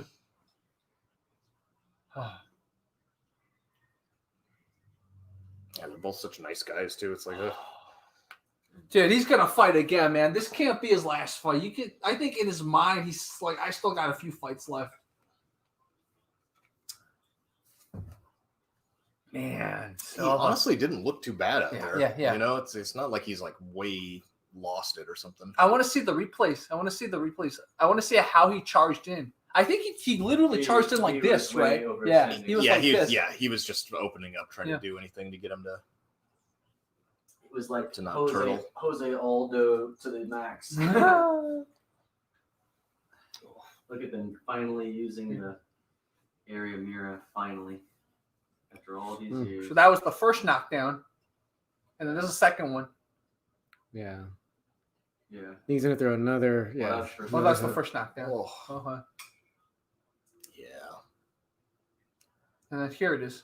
He was totally just his other hand wasn't even protecting himself. I think he wasn't 100% there after the first knockdown. After the first knockdown, Yeah, he just didn't really show it so much. Yeah. And, like he was standing okay, but I don't think he was. He He wasn't making good decisions. Yeah. Not like this. He threw like this. Yeah. Right? I think he was just thinking like, keep Yeah. being aggressive, He's just gotta like knock that, him out, you know, and none not of this with any stuff. not a good guard. Yeah, or not a anything, good guard or anything. Just rushing in. So the lesson is, no matter how tired you are, no matter how dizzy you are, keep the guard up, man. Keep the guard up when you're striking, right? And don't go in wild. Don't go in, and if you're gonna go in wild, make sure the other hand's here, right? That's the lesson I'm learning from this. Yeah, Jerry does it literally all the time. Like he's showering, he's got that up. Just you never know, right? You got to do this. Yeah. Like, what's the Master Ken skit? The Master Ken skit where he's like, you always have to stand like this. I think Master Ken's like, yeah, Amazing. wow. Oh damn. Well, I'm happy Silva opened up. At least it made it something a little more watchable than it probably would have been. So, man, yeah, we're gonna see Anderson Silva again. And I hate making predictions, but what likely will happen is he's gonna fight again and then lose, and then he's like, okay, it's time to call it. I think that's what's gonna happen.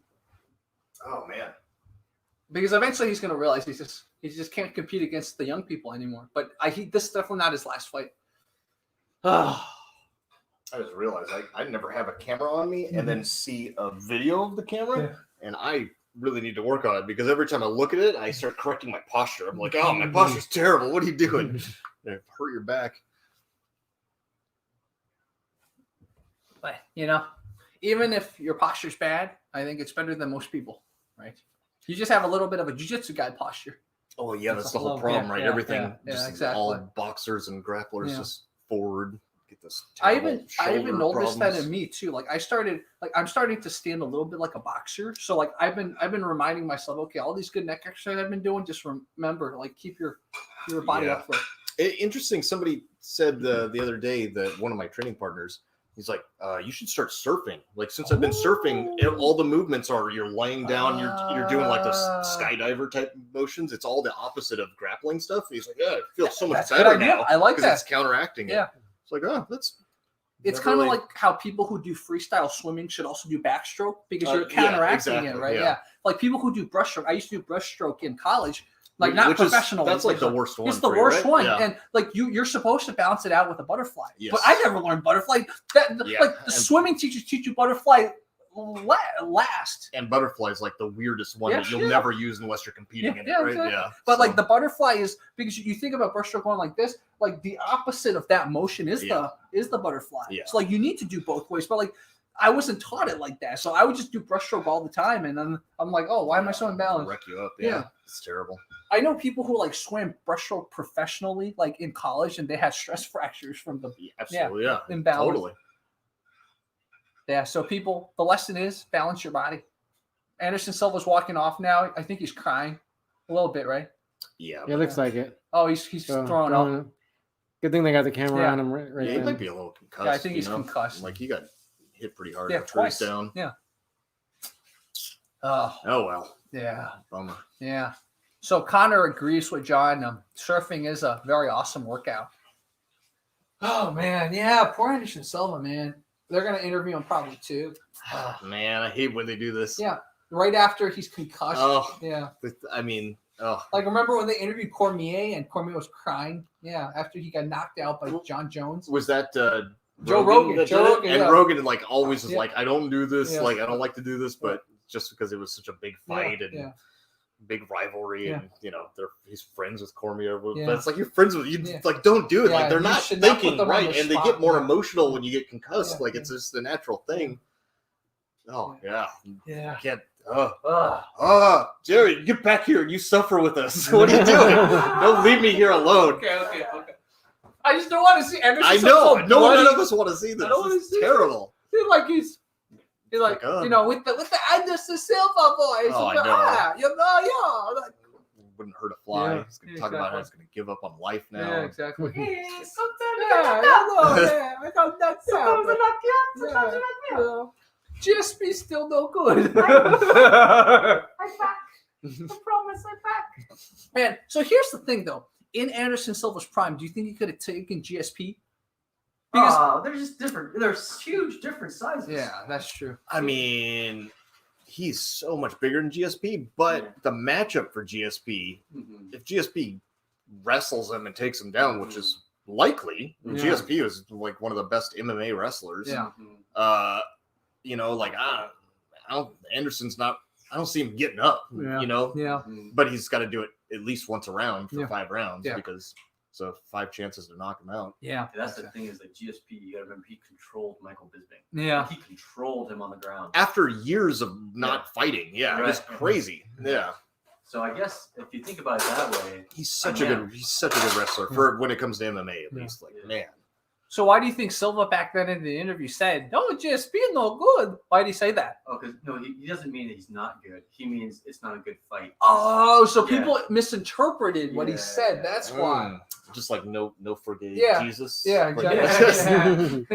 Romero. Romero. No forgave or forgive. It's kind of a big difference there, depending on. Listen to me. Yeah, I love that. Great speech. His Good job. intention is just spot on. Oh, man, Romero. Oh man. Maybe they'll have Silva come back and he'll have a rematch or he'll have a fight with Romero. Oh, that'd be To interesting. end it. Yeah, Another Adesanya just like a- standing. Yeah. here. Yeah. It's great when Romero does it though, because he just stands still. Yeah. Like there's no feints, he just kind of like he's like on a lazy Susan, like he just turns and follows you. Yeah. So weird. So bizarre. Yeah. It's like a statue. Yeah. My favorite thing about Yoel Romero is that how he just sort of, Hey Larry, how are you? Remember to turn the clocks back tonight. oh yes, Oh, you yeah. got it. Thanks, Larry. Thank you very much. How are you Dr. doing? Larry. Take care. Have a good Our Halloween. neighbor Larry You saying too. hi. Wait, so we get an extra hour of Halloween? Yes, sir. Yeah. At 1 o'clock. At Oh, 1 it's o'clock. oh, that's how they get you. Yeah. Okay. Oof. What were we talking about? Oh, we're talking. Oh yeah, Yoel Romero. What he'll do is he will lull people into like a false confidence, and then all of a Totally. sudden he'll just explode. Yeah. Yeah. He just doesn't move, and then Yeah. you forget he's this ridiculous athlete. Yeah. Ah, well, I guess this is a stopping point for this night. And for those of you watching, we have a lot of people for you to follow, and I will list all of them in the pinned comments. But of course, Raul from Catch Wrestling Alliance, John Evans from BGA Breakdown, Rob Watt, whose name is Rob Watt, and you'll find that on YouTube. And of course, Hank from Nature's Wildberry. So it's Yeah. quite a good night, man. Thank you guys so much It's for good. watching. Yeah. We have an epic Wing Chun versus Muay Thai match coming out tomorrow. Epic. It was literally like this, but like even better. I'm serious. Because like, One- Less crying Andersons. yeah, Okay, exactly. That's good. Yeah. That sounds better. So, yeah, guys, stay tuned for that tomorrow. Yeah. Tomorrow. All right, guys, this was Fight Commentary Breakdowns. Happy Halloween. Happy Halloween, everyone. And watch that interview. Oh, we gotta do the throat singing. But watch that interview with Haunted Sunshine Girl because she's Halloween themed. But anyways, you want to try throat singing? Right now, Yeah, live? yeah. On the outro. How do we do this? So what you do is you go and then you move your tongue in a U up. Yeah, so you go In a U. yeah, so you up? put your tongue in a like, U and then like you a taco. you Like put a the taco, like a okay. taco and then you put the back of the tongue up towards the throat. Oh, that's okay. Yeah, okay. Yeah, still not getting those. You kind of I can kind of hear an overtone. Okay.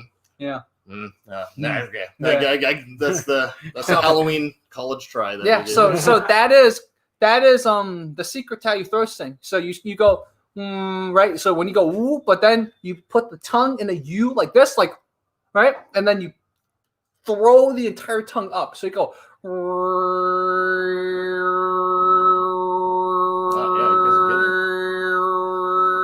And how you control the pitch is that you move your lips in a different way, and you kind of like when you form a mouth guard, you kind of do that with your lips. So you go.